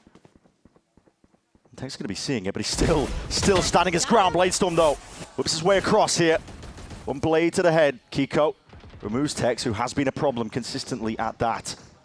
Great info as well. Let's Mada get set up here. Yeah, jump spotting here. Dakoto going to be layered down, but he's going to be swiftly overwhelmed here. Going to get a gun out! Aspas just jumps on the chance, really, to put the danger in play. Ethan off to the side. He's ahead of most of the smokes, but now revealed up, and now he's got a util out into his hands. He will be no more. Kiko pocket. Tiny little window, but now just one blade left, and he's looking for the reset. He's not going to get it. It's all Aspas. Laying claim to the backside as that wall dissipates. These players are no more. It's a 4-piece to Aspas before he's finally brought down, and Scuba can only do so much. Well, there you see the power of the Neon. He was able to accelerate and increase the pace so much. Mada was fumbling around with his weapons, just getting overwhelmed. He goes for a little jump spot because all of those players have been seen in cannon. By the time he's there, the Neon's already on top of him. Aspas is all over him. Good shit. Nice round, boys. Nice round, boys. 11 kills in 7 rounds, by the way. Yeah. Putting up pretty much identical stats to the first half of Sunset, where he dominated. It's a different aspect to what we've seen this entire year. Yeah, it's incredibly good. And he's jumping on the chances to claim these kills. Yeah, it's a real killer instinct. Yeah. No, it's fantastic. This team is hitting right now, and they are putting the squeeze on the reigning champs. NRG down 6-1 on their map pick. Timeout, first one going to be used here for NRG to see if they can correct that course, but I think they were already making the right moves. Macro-wise, they were clearing up the map pretty significantly. Yeah, it's the details where they're getting overwhelmed, I think. I mean, there was nothing necessarily wrong with the macro in that round. They're trying to set up Kiko onto aggressive positions.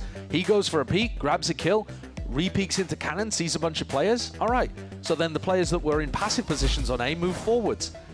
Ethan runs towards double door, Mada runs towards A main, because you want to always have as much space around the map as you can. But the point is, you've got to be able to fall back, and Mada just couldn't. They could not hold on. Well, this looks like there's going to be some pace. Remember what happened on Sunset. After attack timeout, MIBR decided to run some really fast set rounds. And I think Fraud's just come out with the same idea again. Yeah, same style. Don't let him breathe. There's the danger of running into a bit of a stack against the eco, but I don't think they're too worried about it now, especially with the overdrive. This is going to be ran down. That might be taken away. No, sidestepped. It's a dodge. No suppression inside. That means Aspas is just let loose. Free reign now over towards it. Collection of kills potentially there for him as well. Runner back is fading, and that's just a knife pulled out. Tex was there to at least follow up off that space. His claim towards it. Kiko has passed it now with the door opening up. That's just staying alive for a little bit too long here. Kiko revealed and eventually pulling back. It's great to see Tex in another really aggressive position again. He's so eager to absorb the space that his duelists are creating. Zekin holding Prime now with a flash and takes it with the peak. Good connection over the blind, still holding down the angle. Sharp! Well honed is the aim. MIBR leading 7-1. That post-plan aggro, even in situations where they're on an anti-eco, even in spots where a lot of teams would sit back, trying to take the least risky option available. MIBR take a page out of 100 Thieves' book. Don't allow the retake to happen. Don't allow NRG to play their game. Throw them off. Always cause some level of disruption. They're putting so much pressure on the Mada. Bro, second I said nothing yellow, I saw him here right at the end. Judgy. Timing. All good though, they got the round win. No time to finish the thought here because this is fast once more. Aspas up into elbow. Trying to hit that transfer, just can't quite get it though. NRG now pushing and putting the squeeze now and a hurt onto them. Still Mazzino, it's an instant reaction. It's going to be absorbing up towards the B site. It leaves Verno in a rough spot. He's left as the insert, but if he doesn't get cleared, this is everything! 2 kills instantly at that. The big reveal in through the box. An attempt to cancel out with a drone, but Brock is going to be tagged up as a result of it, and he needs to see if he can stand his ground, win the fight out, but he is in an awkward position. Just like that, MIBR. How do they do it? Finding themselves into these winnable positions. The retreat backwards, Mazzino trying to play time. Setting it with a bit of the util, now gets the acknowledgement. He's not quite on another tap here. Brock hunting for it, but has to commit to the reload. These shock darts from long range. It's cheeky stuff. It's chipping Brock down to the final few moments and no more time left to play with. It's another beautiful round from MIBR. NRG are the ones that try to grab the tempo of the game back, dashing straight into A main, forcing MIBR to be the ones responding. But they do it perfectly. And Mazino's run into B just to force a 1v1 and then winning it creates a winnable opportunity. Mada's done great in that spot, by the way. Yeah. And they knew that Verno was somewhere around here. They're checking around behind them. They just don't think to clear that little pocket near double doors. He's cold with it. Zero reaction. That's what you come to expect from Verno. Yeah, he's locked in at all times. Don't place blocking fire. Here we go. It's another fast play here. This time up through the double doors angle. It's going to be the old expended here, but that's immediately no command. Rips its way through, emanates out, and that will put a stunt to it, but it's a second level to this. MIBR could take it up through mid. They pause for now, though. There's a little bit of a pump fake just to get rid of Ethan's ultimate. It was costly, but it still kept MIBR in a decent position here. And Mazino never committed the spike. Verno looking to deny any information at all. Just sidestepping where the drone is. That might give them a timing to go back over towards B. Yeah, we'll see. Flash forwards. And Ethan is tucked here. It's a bait and switch angle. Scuba just looking to see if he can take contact. Gets the acknowledgement now, but Ethan could activate. Meanwhile, Tex has just walked into Nest. Take flight. Up forwards through mid, could be exploitable now, but Rourke is the one that's going to be feeling that heat. Already the blind is good, it's a connection onto them.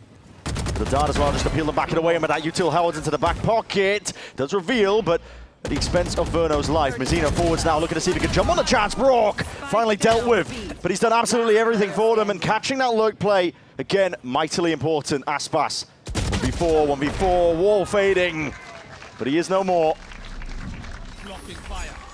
I can respect what MIBR were looking for there. Tex had got himself into an interesting position where if you can even pump fake a B hit, in theory Tex should thrive, but nobody rotated back through Nest and Spawn. NRG went double doors, caught a couple players in the back, and Brock did a great job anchoring from that spot at B. Nice. Good job, guys. NRG need rounds, stat. They really need all three of these. They got double pistol on Sunset and only put 9 together. Anything they can get to just have some breathing room into the second half, it's essential. This is their map pick. This is their bread and butter. You can't be getting destroyed. That's a weird pit. It really is. It's going to be denying up towards that most of the B space, but the knife is well timed. Against the back wall there by Ethan. It's going to be stalling, but MIBR just walking out past this point, just looking to disrespect a lot of it. Tex with his fight out through mid, but Ethan's still going to be at least putting in and applying that hurt from earlier. Trying to kill up towards main. It's not avoided though, and they have given up side control still. NRG have that backside control. Shock darts. Raining forwards, finally the plant down. Second has ult. There it is, running back going to be popped off, looking for that aggression in from the back of the site. Molly up and overhead now, and this is difficult. That is perfectly placed. Forces the issue and the fight out wide, and really just plays directly into MIBR's hands. It's Aspas and Zekken, they combine their might, and with it, spells out doom and defeat really in a round like this. NRG have not had one opportunity to pull off an A retake. Every time they start to gather, start to get in position for it, MIBR have got some level of disruption. And the prioritization of Zekken's ultimate has reaped incredible rewards for MIBR. Constantly getting value out of it. Zekken isn't lighting the scoreboard up in the same way that Aspas is, but it's so fundamental the way that he's taking that space and creating that pressure, being able to go deeper. I hard agree. Every single time he has the ultimate, it's like him and Aspas switch roles in terms of who's going to be entering. Sure, yeah. It's like Zekken will be the one to take point, and Aspas plays off the pressure. But when that's not the case, Aspas perfectly happy to take these fights. Yeah, it's a great way of putting it. Yo, you guys are insane, bro. They are insane. It's fun, This team is finally working. Yeah. My God. This is what we were all scared of really seeing, to be honest. Here. Absolute monster of a team, but it looks like it's finally coming to fruition. MIBR for the final round here, round 12. Goes without saying, NRG need it. They're expecting NRG to get desperate. Very slow, passive, cautious default from MIBR. Not even taking space around the map apart from Tex and Elbow. It's all mid. It's the goal here for NRG. They don't have anybody on B. And now looking to see if they can dissolve the hold that they had. Tex just weaves backwards now. He's going to be spotting a few of these players and still sprays them down. 9 bullets left remaining, but the damage surely done. No way! Absolutely no shot. 2 HP, he survives, barely at that, now calling for the instant reaction, but that dart is good. Kiko, if this will reciprocate, brings it into the 4v4. Tex now alternates his position. This is going to be potentially completely unexpected. He's ADS'd up, now it just comes down to that aim, and listen, he hasn't missed a beat. Hyper-active.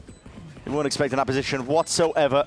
Up on top of the wall here, Zekin's position again unaccounted for. There's a flash where that came from, right into the back of the site. MIBR find themselves 10 rounds on NRG's map pick. You could make excuses for NRG on Sunset. You could talk about how they've swapped their agents around, they're finding their identity. They've just come back from EWC, but I mean here, this is their bread and butter map. They know what they're doing here, and MIBR are dismantling them. Just cooking. Aspas has got to be the MVP so far. He's put together 16 kills, but can I give a most improved to Tex? Can I give, he deserves some kind of award for this performance. The puzzle piece clicking into place, really. Guys, I one-tapped the guy not looking at me. There it is. That's an achievement. Yes. MIBR are just running away with it now. Second half, let's see what is underway.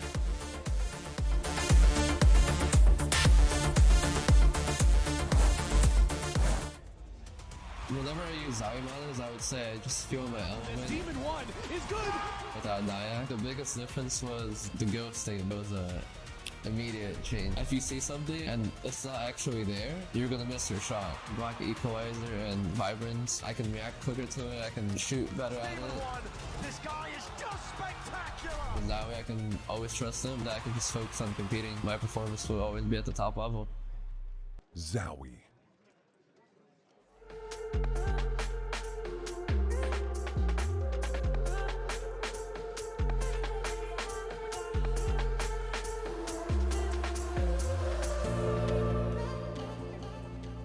I've been just trying to play my best game regardless of what agent or role that I've been placed on, but I'm back to entering and running in again, and I missed it, so I'm excited to do it again.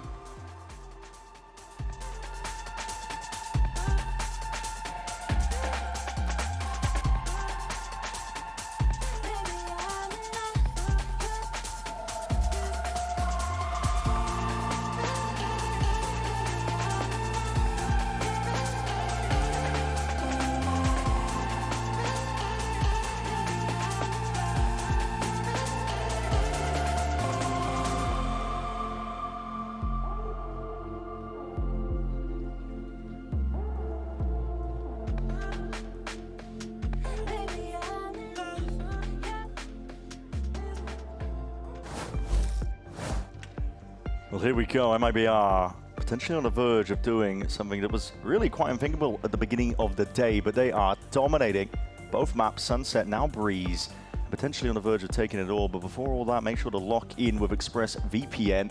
Scan the QR code on your screens, as we are just watching an absolute masterclass. We certainly are. There were so many things that MIBR needed to improve from stage 1. They had to find an identity that worked for them. They had to find a leader.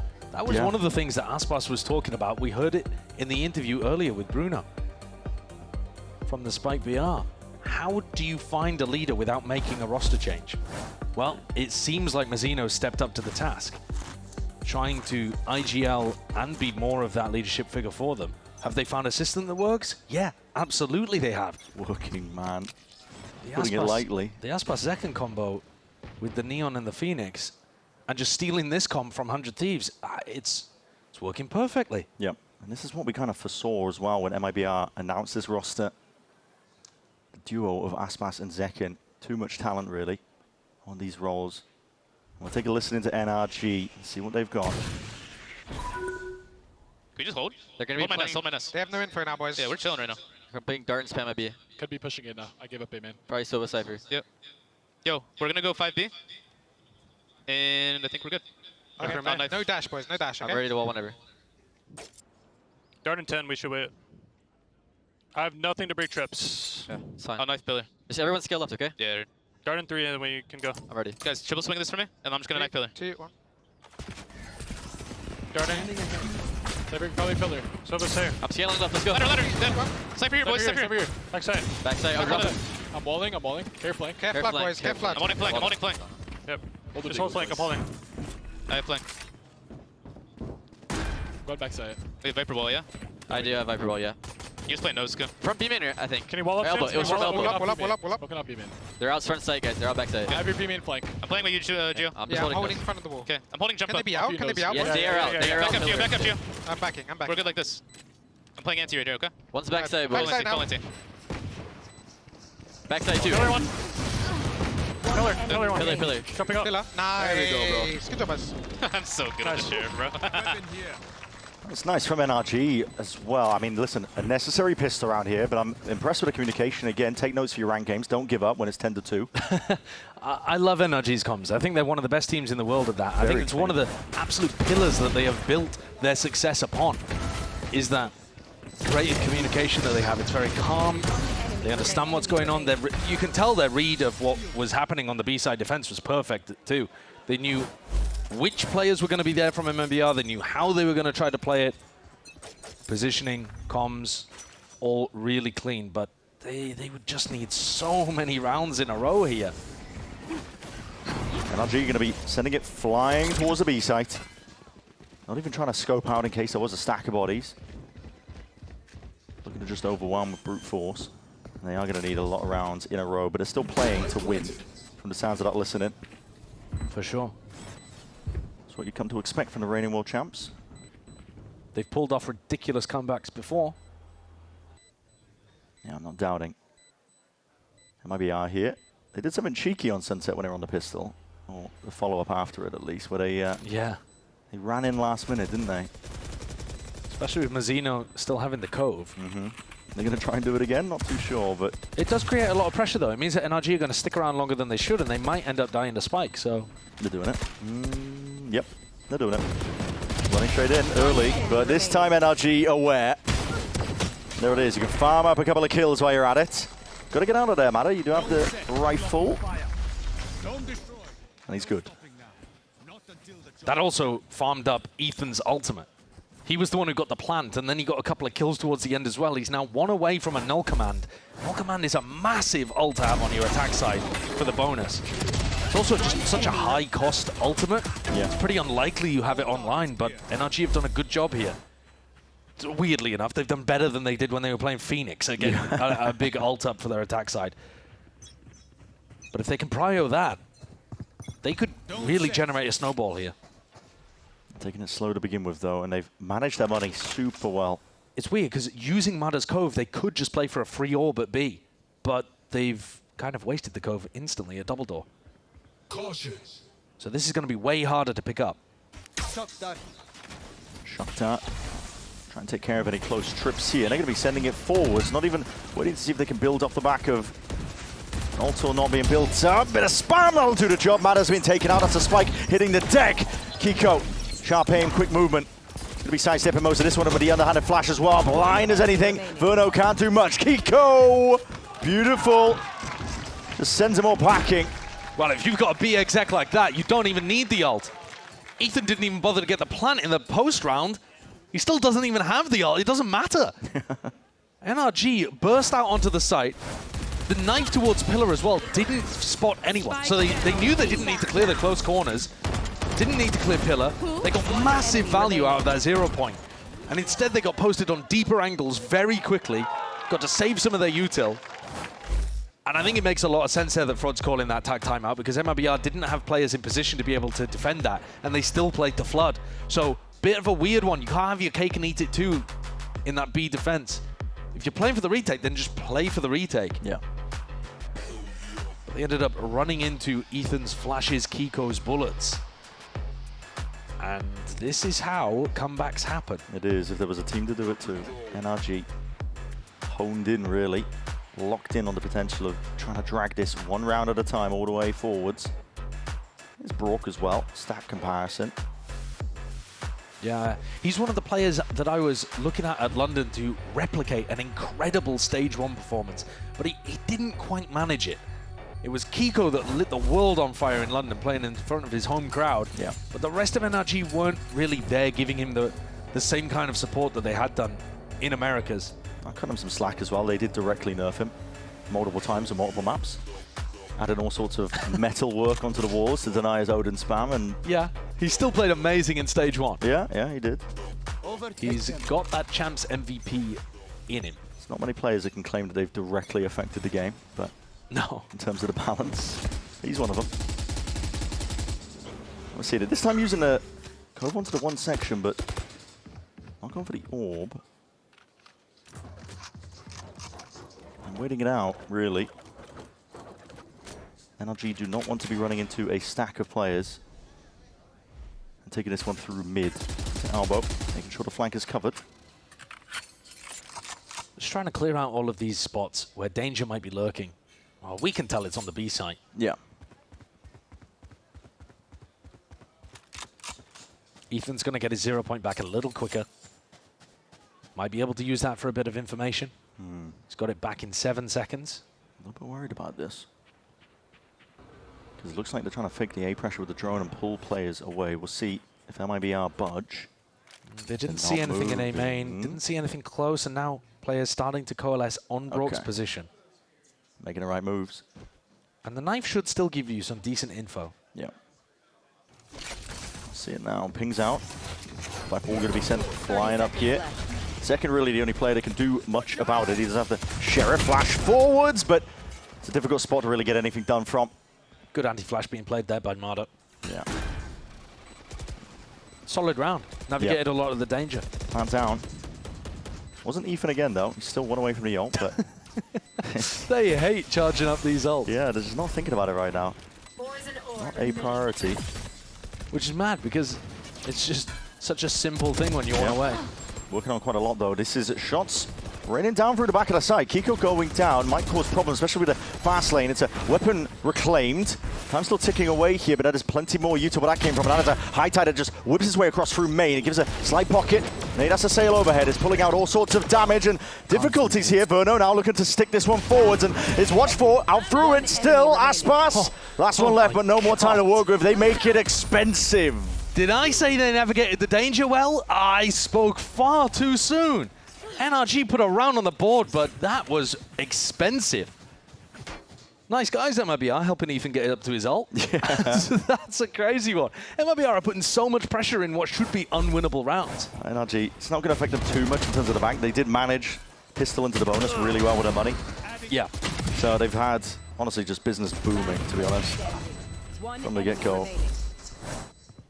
Plenty of money still left to buy. It's not going to hurt them too much. They're expecting a potential operator coming out here. This is that floating one-way to be able to swing with it, punish an op if they were going for that B main peak. This is the round, remember, that Frod took the tack timeout for. He's adjusted their positioning. Cypher now playing on the opposite side to their setup, an anti-KO ult. Mid completely open though, and that allows them for the B split. This is going to put so much pressure on the anchoring players. A second pops off the runner back just for any chance at all to see if he can lay claim to this. A couple of kills potentially to go their way. These anchor players now really feeling the heat, but they make the call forwards. No hesitancy. And still out from the side. Verno. It's going to be blinded up here, spamming and spraying away straight through the box. He will have his life taken away. All the way into the back though. This is Aspas. Romana shuts it all down. Scuba forwards as well on that approach. Slight angle though. Mazzino slips the gap and takes that timing and brings it into the 1v2. Ethan matters there into his own hands. Fight taken straight up. NRG looks so comfortable on B. Their attack rounds are decisive. They get in. They know what they're doing. They're trading off each other. They're pushing into good positions. And that's even with MIBR adjusting their positioning. That kill there, Mada onto Aspas, I think shuts down the major danger on the retake. And this comeback is now fully on. It is. You see the difference in response there from the coaching staff, because Frog can feel it. It's exasperation. Sweat dripping down the spine. And NRG, they got a lot of confidence now. String of rounds that they're putting together. Like you said, the comeback is firmly on. MIBR unable to get anything going. Anticipating the B-pop once more, to holding Util for it. NRG, though, again, not willing to rush into things. I thought maybe that Frod would have wanted Tex to always be playing away from his Cypher setup, just to play around Ethan's knives, but that's not the case. He's moved his full Cypher setup, cam and double trips, to the A site, and they're playing a flash trap play here. You've got contact coming out from the cam, and then a flash play around the corner. It's only Zekken left to play off it, though, but we'll see what happens. NRG are trying to fake presence, it looks like, with both initiators over towards B. Does the fake pull Zekken away? Yeah. They're not going to have anything, really, to clear these players out. It's a drone forward. Zekken is not moving away from this one. Has an inclination, and with the cam seeing it, there it is. Spots out these players. Flash goes through. Blaze Wall, though. There's no swing in sight. Plenty of players there, and they're doing enough to stall this one out and calling for the rotation. NRG are moving away. 25 seconds left. It's going to be heard. Zekken's communist to this team, and they're not moving from B. There is not much time here. I mean, the round already looks like MIBR have won it. There's 15 seconds left. It's going to be Util being held out into the hands, but NRG have got to get a move on. Underhand with a flash out, moving forwards. It's Ethan. Moves forwards again, trying to dissect most of this side, but Verno still active here. There's only a few seconds remaining. This plan needs to go down. Defense in order. Verno not taking a peek off the back of it. Too low to make the play, and he's just going to be sitting tight towards the back of the site. How on earth did NRG brute force their way through? Bulldozed managed in. it. There was 7 seconds remaining, but they've bided their time for a moment like this. Zekken, onto the flank. That wasn't expected. Weird positions. Or even anticipated. It is weird positions now because NRG are caught in a corner just behind the box. Zekken, he's making a lot of noise here. It's going to be heard. Sound out now. Tex, he's found his own 1 kill there, but only the 1 player spotted out, and they're still left guessing as to where Ethan could be. Scuba again takes point. The first contact. Still a series of unknowns, and now the time pressure gives Scuba the opening he was looking for. Brilliant mega work. round. Absolute mega round from Scuba. Ethan was tucked the entire time. All right, you die whenever you like, and I'll come in. I'll come in and sweep up. And Scuba just does it all on his own. This NRG train cannot be stopped on attack. This should never have been possible. No. 10 seconds on the clock, and they're running into B to try to get the plant down into 3 players. Come on, Scoop! That's a fumble from MIBR. You've got to have better crossfires, better ways of being able to block them in the choke. It was a 10-2 half at some point. MIBR lost grip and control over the map. They have built up a lot of ults in the process, though, and the loss bonus kicking in to this extent. Tex trying to sidestep. He does dodge that with the suppression, and he's taking a very aggressive line, and here it is. Trying to spray transfer all of them down, but only getting to 1. Hunter's Fury. It's meant to supplement, trying to buy time for the rest of the team to see if they can peel their way in as well. Just trying to flood, but it's only really Mazzino onto the side. He's spraying them down. A couple of bullets in through these walls. Again, a game of timing. It's a deep cove into the back of the side. Mada is inserting himself forwards here. Really holding these deep positions. The spam, though, paying off here for NRG. They are really combining now. Every element working towards their favor. Walls up on walls. A fast lane to see if they can get MIBR into the back of the side. The molly even better. It is Mada finally dealt with. These players are in an awkward spot. Out towards ladder, working out with difficulty and through tunnel. Scuba, potential difference maker. And he's going to play his life in the process still. There's Kiko. Finds the kill he was looking for. And the damage done earlier. Aspas really has to just run them all the way down. But time ticking. It's getting away from him now. And with all of that damage done, here is Scuba, the kill collector. The closer to the round. He does it again. He's been immaculate for them on the attack side, winning so many important situations.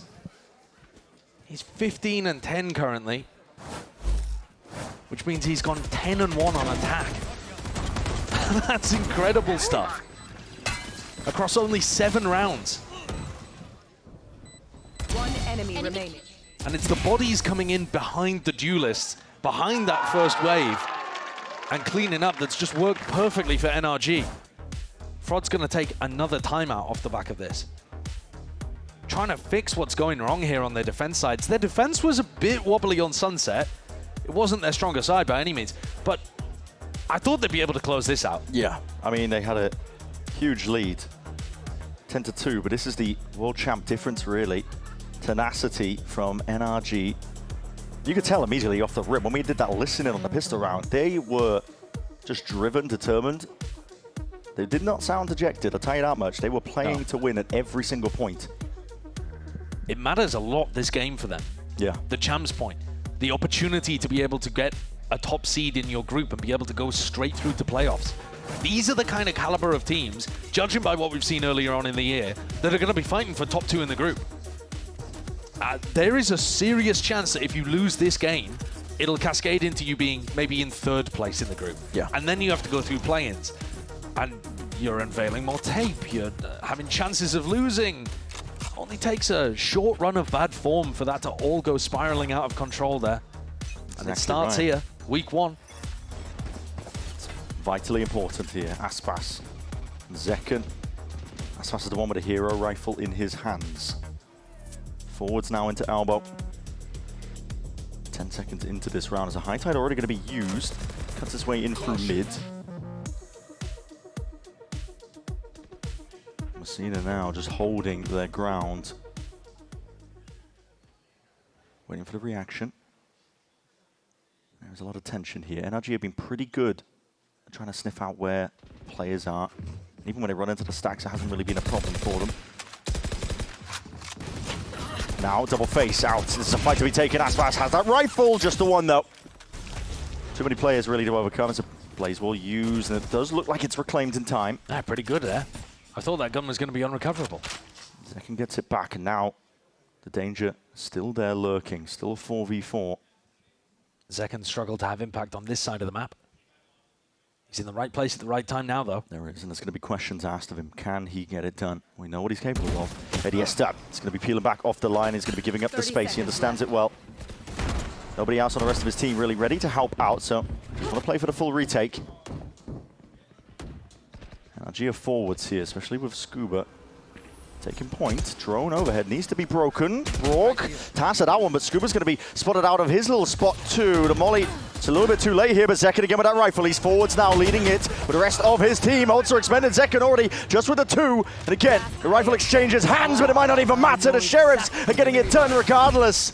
It's Rourke now, left alone. Spike at least planned it for him, but he is in a dire, dismal spot. Cove already up, Tex is already on top of it all. And Zekken with that rifle that he picked up had enormous impact there. Backed up, played his life, connected with the rest of the team, and then was able to find some really crucial kills. This Vandal, this hero Vandal that Aspas brought into the round, won it for them. 3 kills collected from that. And put the cat among the pigeons. NRG was stuck. Mazzino, feeling like it was worthwhile to invest the ult towards the end as well, had big impact. And finally, MIBR get around on the board. They break that momentum. It could be pivotal for them. Couldn't have happened at a better time. NRG, though, still looking to set this one forwards. A bit of pace, his determination. There and there, stepping alongside Kiko. Oh! It's beautiful! Just the fadeaway shots, a dash and disengage away from this one. 100's Fury now offloaded. He gets that first tag. Rourke, his damage done. Mazzino's low, and he knows it. Dropped down to 30 health. Barely anything to work with now in a 2v4. MIBR picked apart here. Picked apart completely. Mazzino sidesteps it, though. Now with the Cove forwards. But he turns his back towards where the danger actually lies. Kiko does not take a step forward. That would be a crazy timing play to go for. Perno hunting for it, potentially, but he's found his way in through elbow. I don't think they spotted him. No. Unaware of this, but players are splitting up now. Mazzino is very low. If he's able to get anything done, could be everything. Commands being rattled off. I can hear it from across the stage. NRG trying to be decisive with this one. Spotting Mazzino out, that's where the danger really was in this. Now leaves it up to Verno, but he is going to be it's a marathon sprint really to just get involved with the action. He's left guessing. Post-plant positions. Nice try, but Kiko, that is all you. Big reason why this is the map for NRG, why this is their bread and butter, their home territory. It's because of Kiko. You get him on the jet, and he will come out with some astonishing rounds for you. That shutdown on Aspas is exactly the kind of stuff that he's done over and over again for NRG. They've had games, I think back to the one that they played against Crew in stage 1, where he's just combined with Ethan to take over.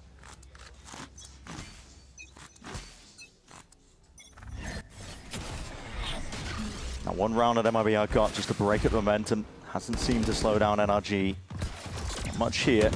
Knife against the back wall, just to slow it down. Stalemate chord 4 as well over towards that A main fight. This is 2 rounds in a row where Zeken's put himself in a position where it's pretty hard to get value out of his ult. He was playing double doors in the previous round, and now he's tucked into this corner. I mean, best case scenario, if he wanted to use the ult, it's just like to info reclear A, which is not great value. Interesting angle, isn't it? So fight taken. Aspas is also there with him, shoulder to shoulder, but they see signs, I think, of 2 players. The dart also is going to be noted by them. They realize 3 players over towards B, time to react A. NRG looking for that timing, but they're being slowed down by this util. It's a code that's laid down ahead of time by Mazzino. Something to buy time for them, and now the high tide is pretty perfect as well in terms of that timing. Zeken has the runner back available. Sitting towards that anchor spot. Kiko is going hunting. Whole team and whole squad really trying to follow up on most of this. The blind, but it's close quarters. The spam narrowly avoided. Zeken, he's being in really in a ton of hurt. But again, it fades away. It leaves it up to Tex and Verno. Still here now. Now just Mada left alive. 1v2. Spike. 30 seconds left. Out of reach. Out of his grasp. He's going to need mistakes to be made. That's a nasty one. Locks on and locked in right now to the round, trying to get the win. Timing taken, Tex just looping right from behind. The shot missing, but time still. It's Mada has to get this plant down. Cove up in 2 seconds. Fight taken, and the bullets go wide once more. 5 seconds, got to get this plant down here and now. There's no spamming chance. Tex doesn't have the bullets for it, but he does have a bit of util. Cam going to be layered down, and still, it's a game of these timings. 6 bullets remaining. Not much life to work with. Mada stepping out, weaving. He's still alive. Still with chances. Commits to the reload now, but still again, Tex is hunting. He's circling. Smells of blood in the water. And he's just missed a chance. Absolutely ridiculous by Mada.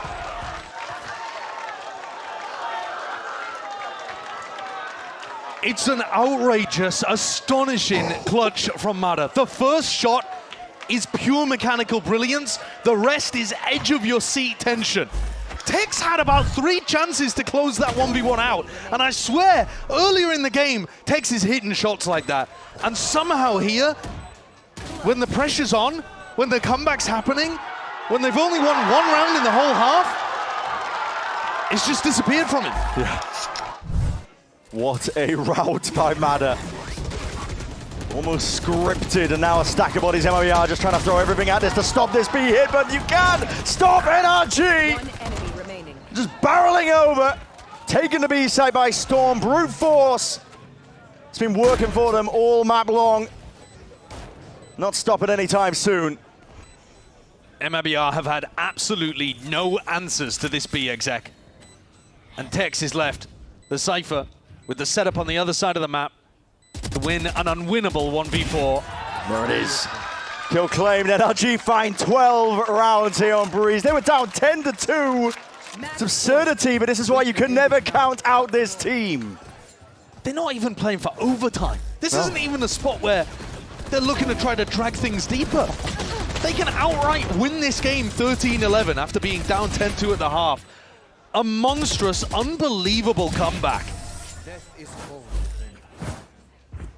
And just when things were looking so good for MIBR, if they had closed that out with a pistol round win in round 13 and, you know, neatly tied this one up with a bow,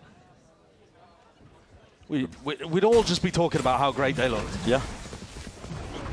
Joking around about NRG's chances, but they have turned up here on Breeze. Determined to send it all the way to that map 3 of Summit. MIBR down. They back it up. Hunter's Fury is a little bit too late here, but it is going to be getting that connection. And a few more, maybe. One more burst of it. No real find of the kills, but still it is one towards them. Now the runner back going to be utilized. But there's walls on walls, and it's going to be stalling in the spam straight through them. It's Texas the one who's going to be punished. Pays for the fight to be taken.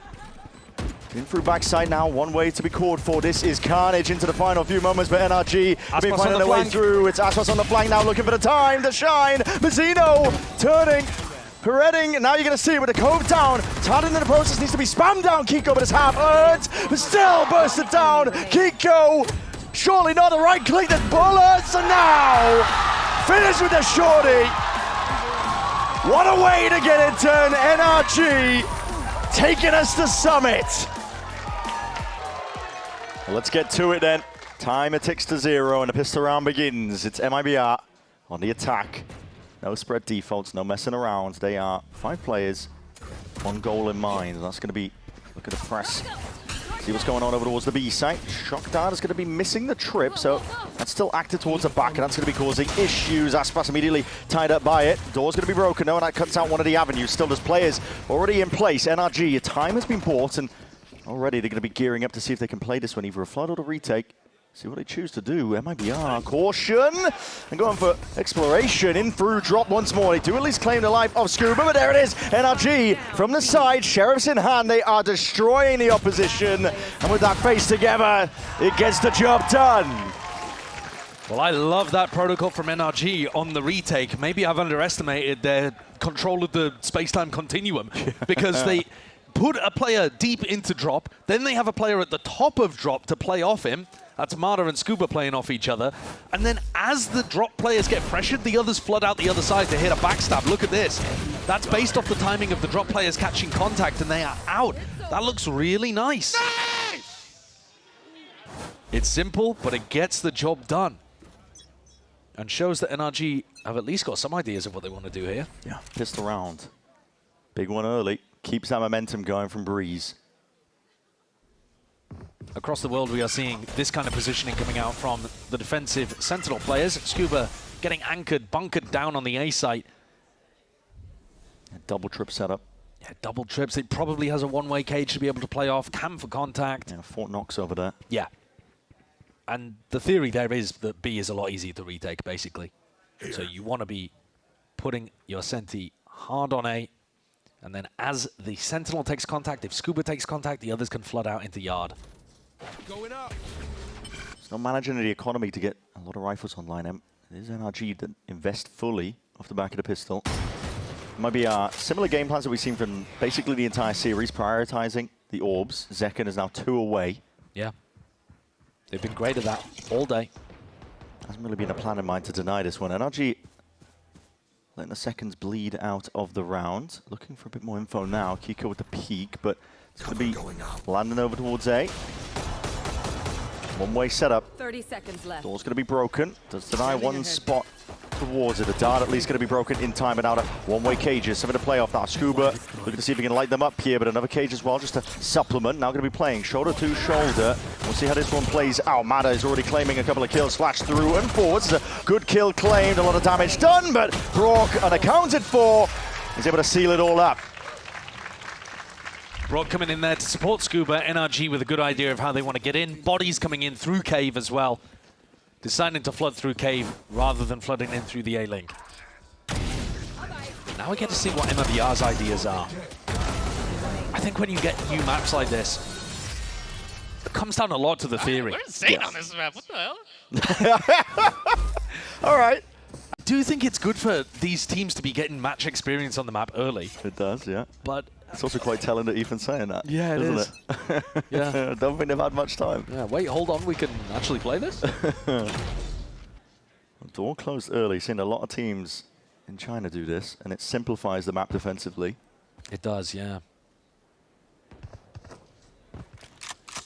Incentivized to close off that avenue here. That only again, the bonus is not going to be as potent as it has been for NRG, because they did fully invest absolutely everybody. They're starting to come back over towards B. Zekken with ult in hand, but there are 4 defensive players waiting for this one.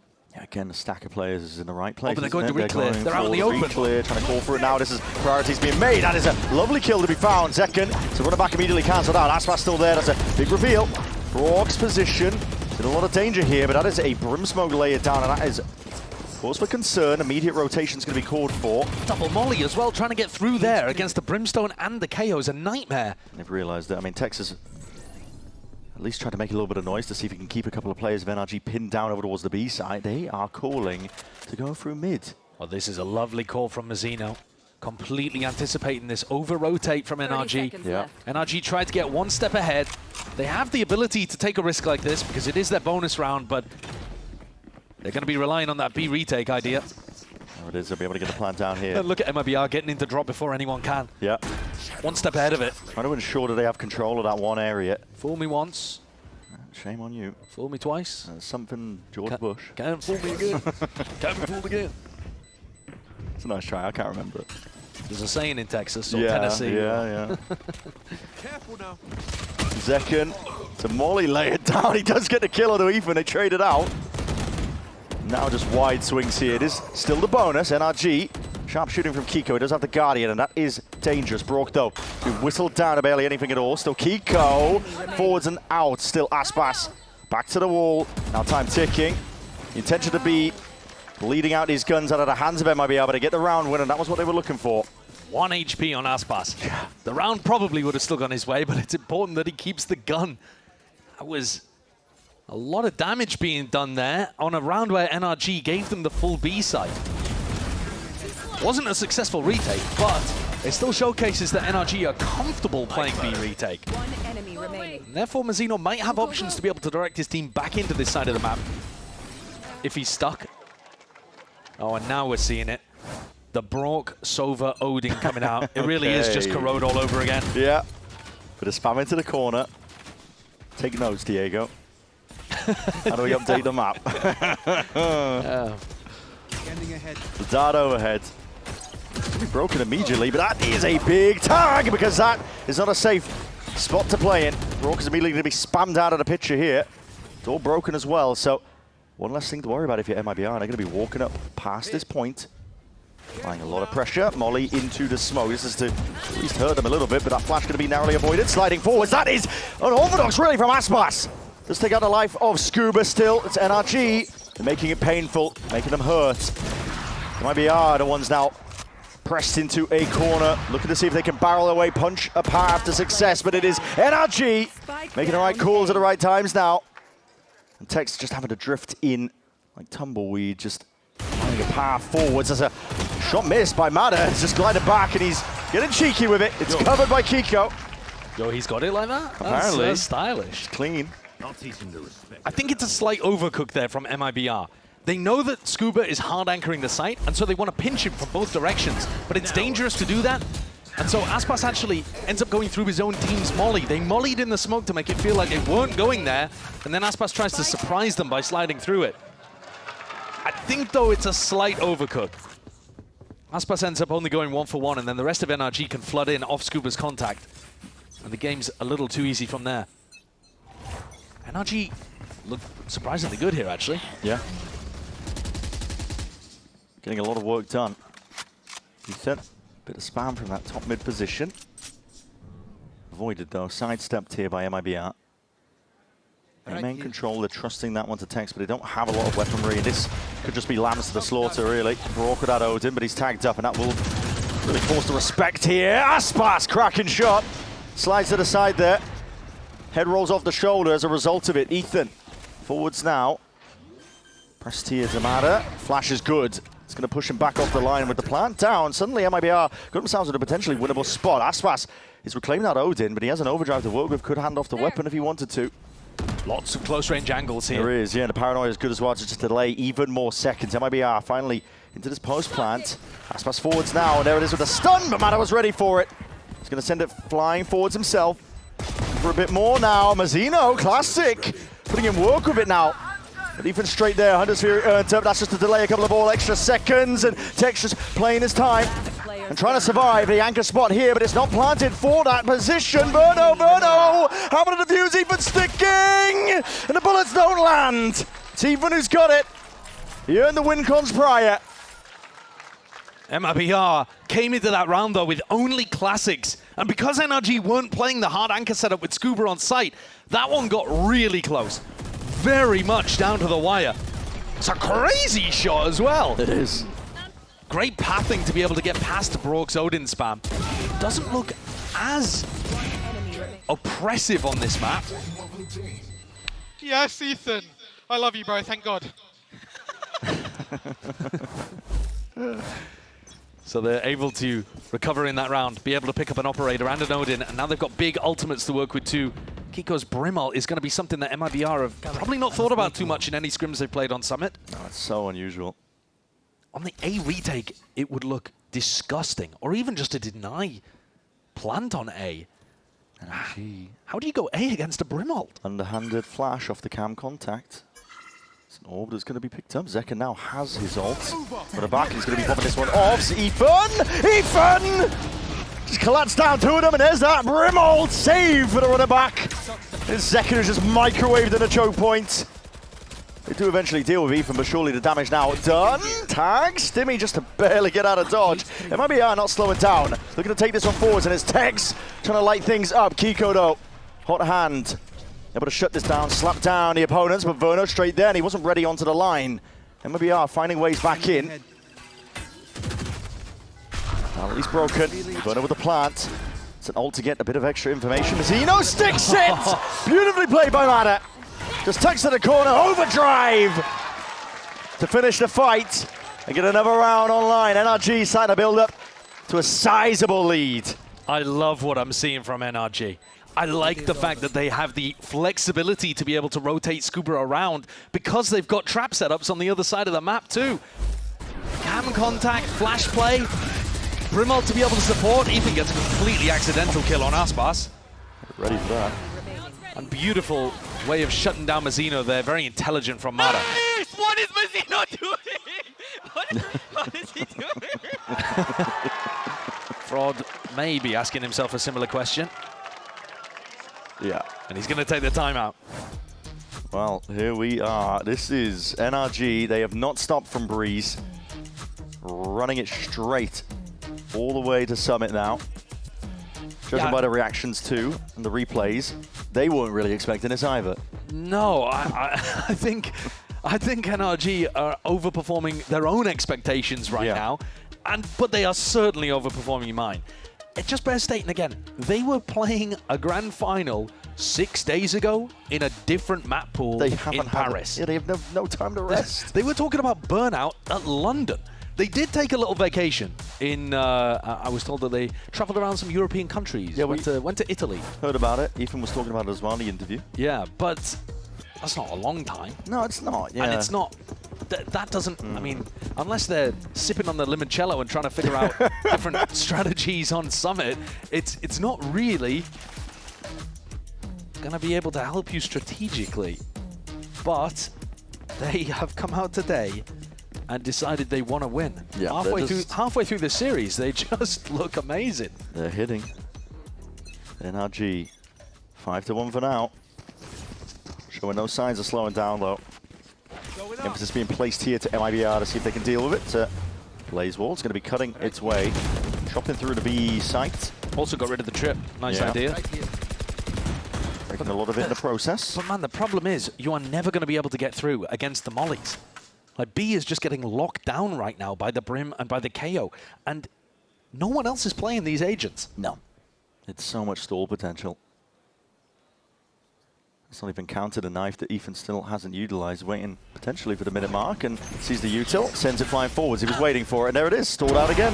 Yeah. Stalled out again, straight into the hands of Mada. He was watching through mid, and Tex, this time on alert timings, not getting the same value. Ult's offloaded, no command, it's brute force by MIB. Yeah! The timing by Verno doesn't pay off, and now he's tucked to the corner, but it is Aspas at least to bail out to a degree. Kiko falling. Verno trying to run it down as he sees that drone being utilized. He realizes it's a little bit of a 1v1 occurring. Molly into the corner. Brock just takes him out as his back was turned, and NRG pushed into a corner, but you never want a corner. Caged animal, listen, they are biting back. Ethan is 12-3, just having so much fun on a new map.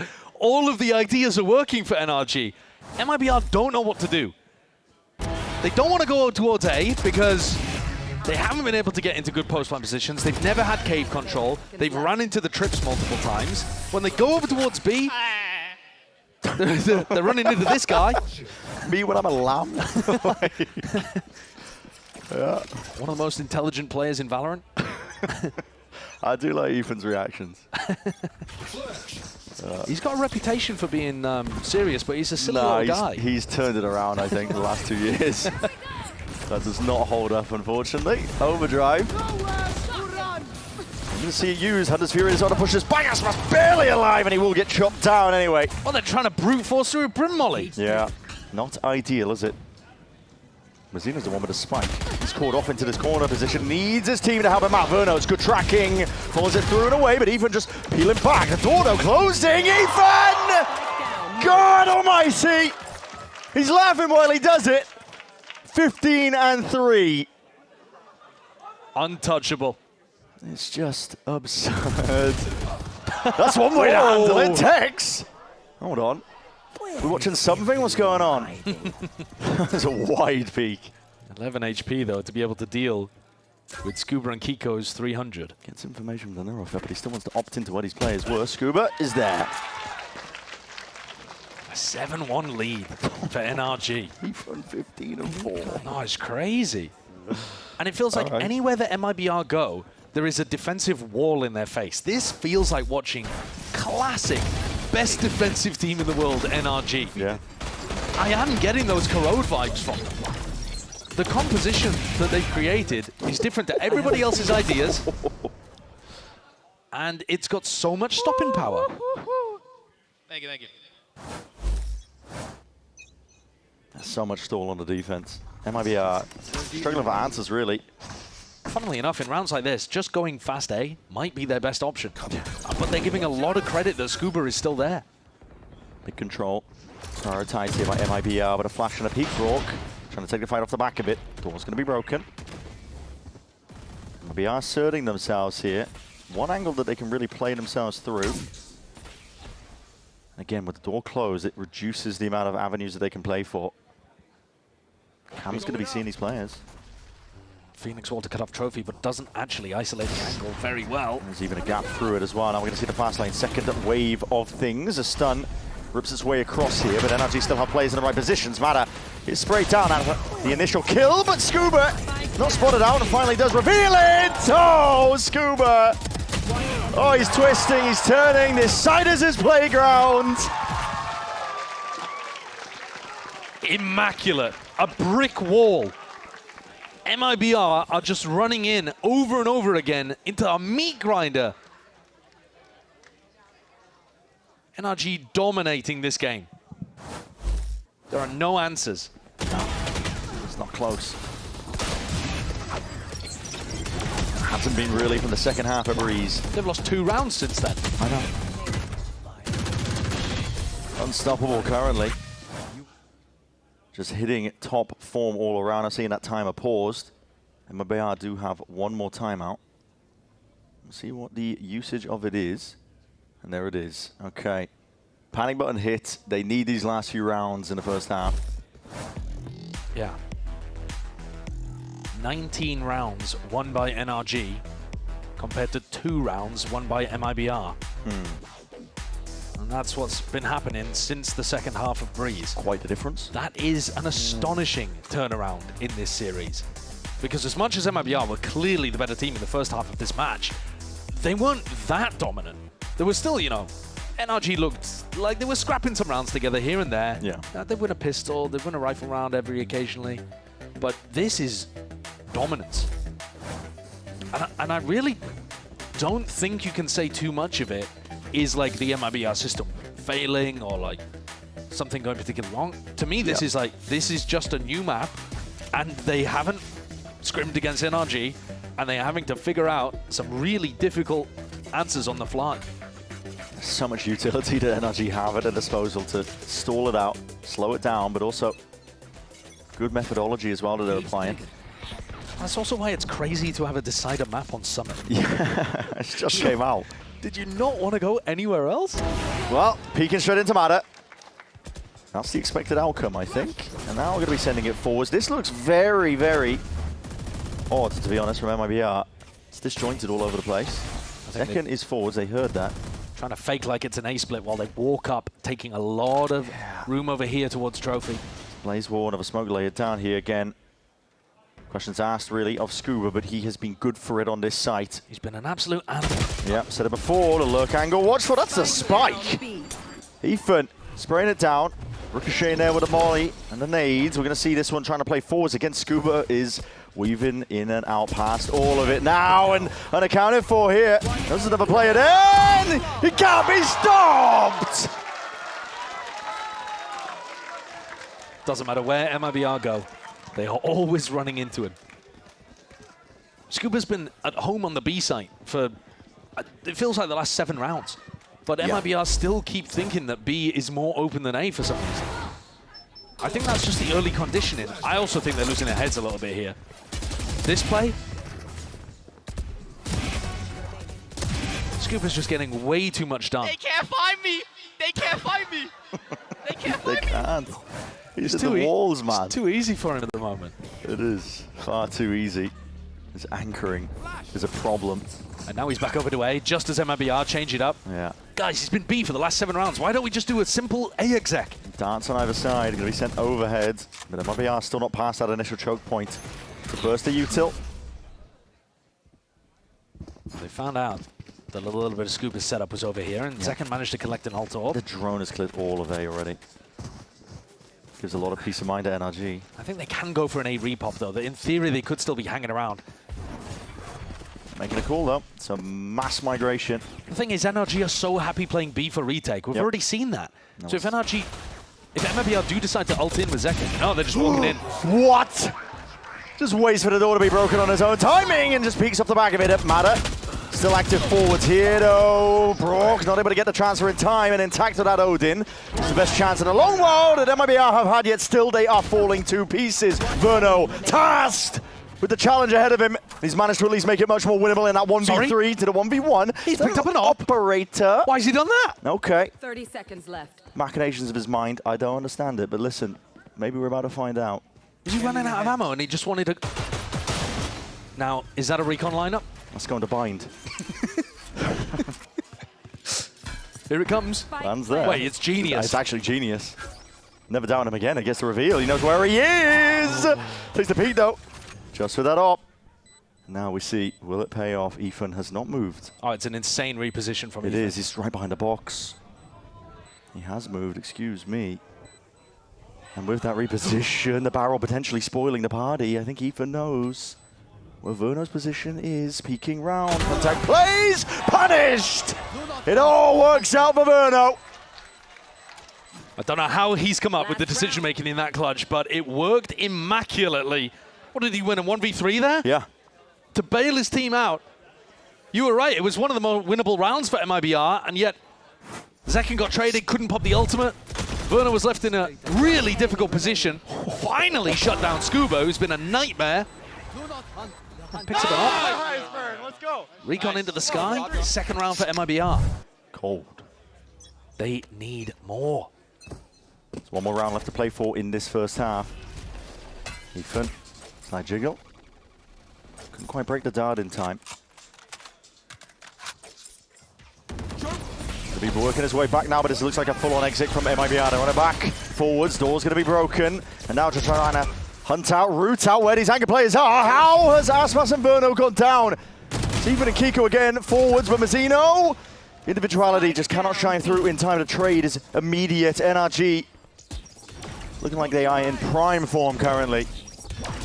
This crossfire is a nightmare to break as well from the back of the site. Spike. Middle of nowhere, Tex and Zekken. How can they do it? Jump spot seen. Scuba's right there. It's dire stuff for NRG. They are going to be ecstatic. They did it to him, 10-2. Something poetic about that. Yeah. Scuba seems like he's been an absolute nightmare to get past. Well, guess who's got double his kills? Ethan returns the KO, puts on an outrageous performance. 20 kills in one half. He's a monster. He is a monster. We're going to see if NRG are going to close this one all the way out.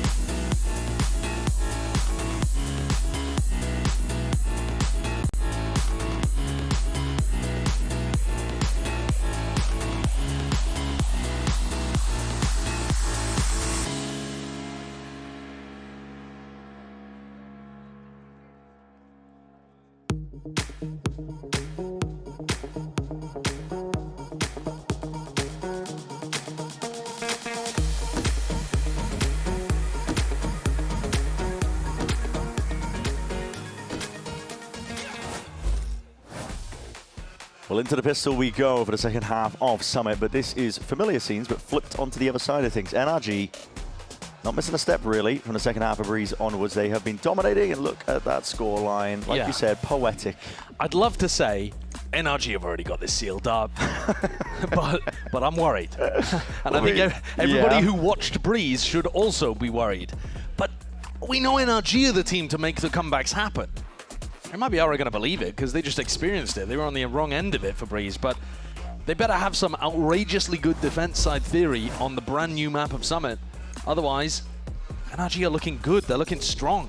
It's such an unbelievable mountain to climb, isn't it? How do you pull yourself out of this one? It's been a tale of two halves, this match. Yeah.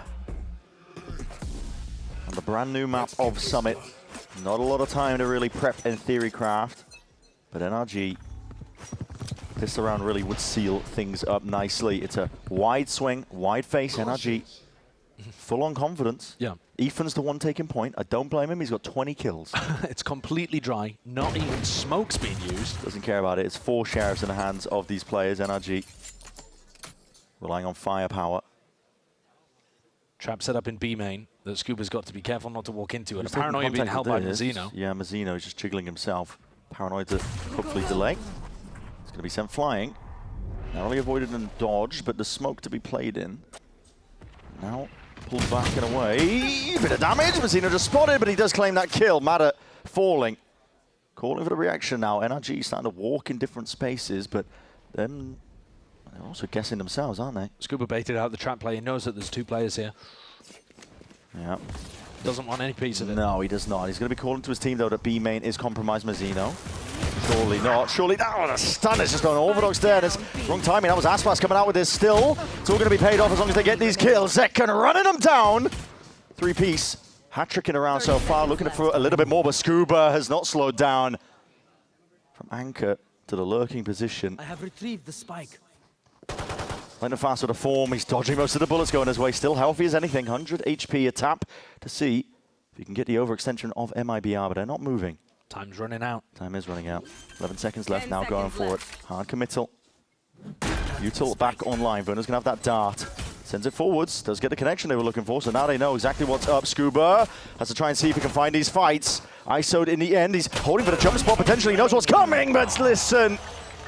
Does well, to be honest, from a spot like that. Cleaned up in the end, though, by Tex, and a critical pistol around here for MIBR.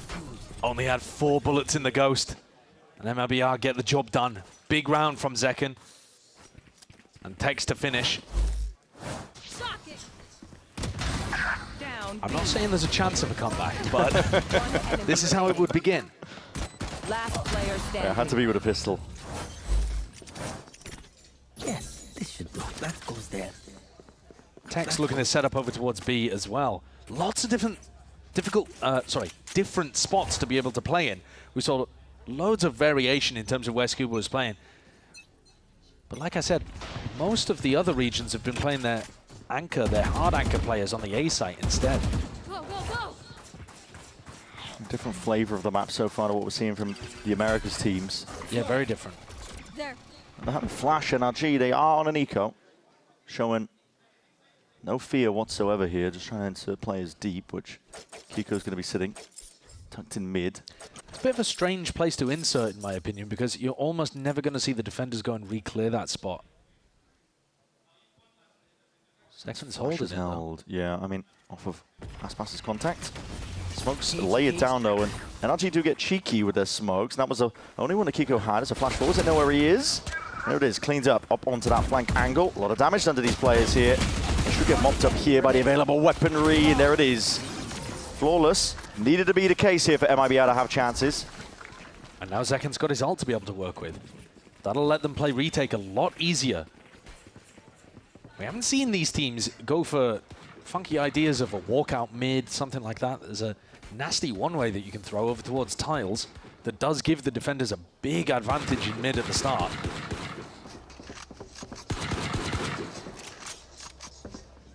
MIBR starting with both of their duelists in mid to begin, at least. Maybe just planning to break the door, though, and leave. Yeah. Looks like it. They want to simplify the map in the way that it's set up. Deep down nice and early here, but NRG is still looking to contain over towards A main control. Scuba just puts down the cam. Looks like it was either broken, I believe it was. Now a drone to re-clear, potentially pushing Aspas onto the line. It's going to be getting a lot of information. They may know there's so many corners to play and you never really quite feel so safe. Right towards the back does not connect with a Sentinel player that they were hoping for. Jiggle. Confirmation that Aspas isn't going to overplay it. Yeah, it's only Scuba that he's seen, which could easily be the lurker. There's no indication that the full pack is coming back here, but as we can see, that is the case. Yeah, still sticking around. Trap plays lurking around every corner with these flashes. It looks like they set up a similar one with Mazzino. But no one's going to be moving over towards Link. Not anytime soon. And there it is. Fight taken. There's a lot of damage here. Aspas in a bit of danger. The fast lane's going to be ripping his way across just to get him a bit of peace of mind. Some bailout potentially, but the dart revealing in towards the back. NRG with the better guns. That's it. Sailing away and carving out a path to success over towards A.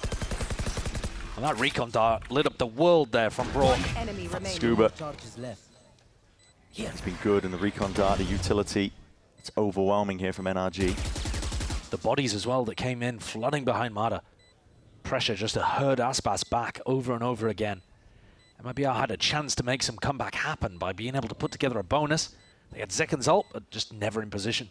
Couldn't get enough of a stall happening on A. No. It's quite a long rotate. Not quite corrode levels. No.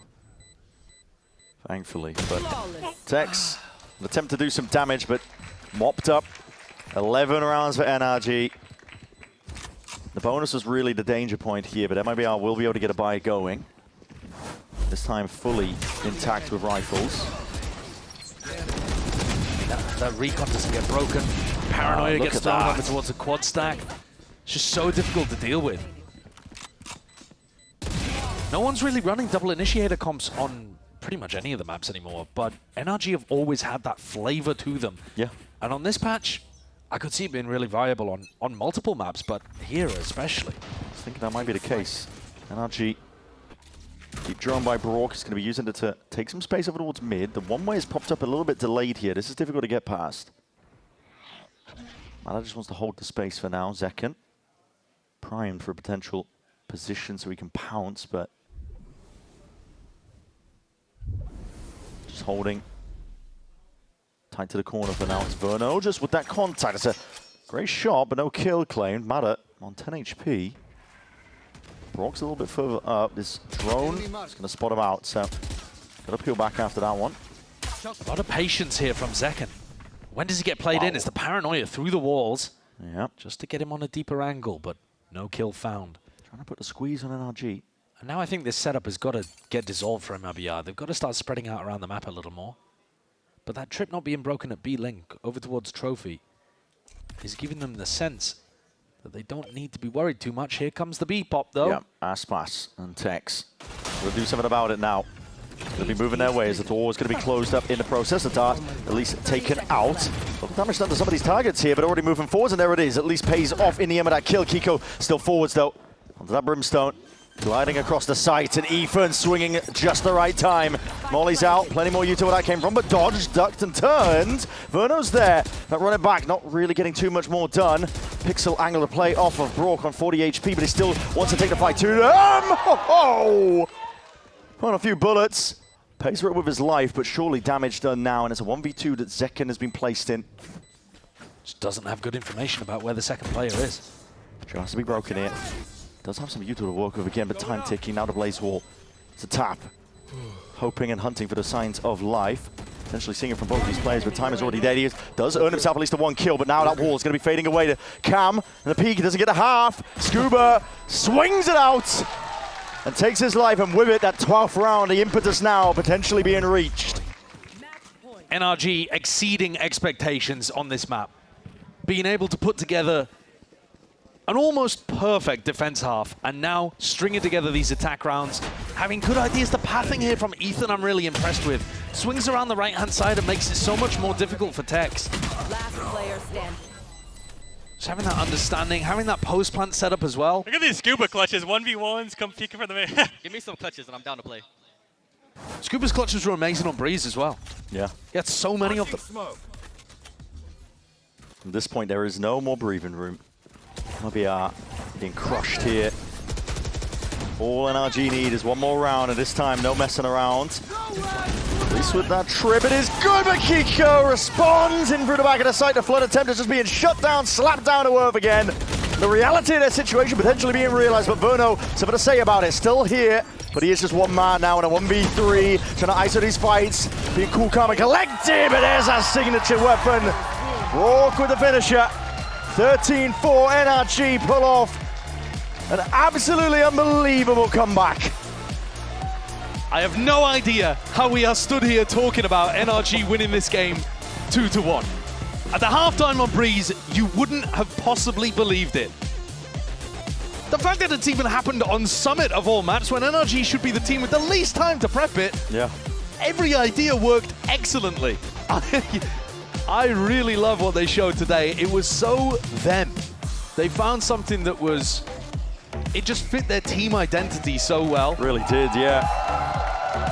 And NRG come away with a big win, both in terms of getting that extra champs point, getting a win over a rival who will be competing for one of the top spot in their groups, and therefore a guaranteed spot in playoffs.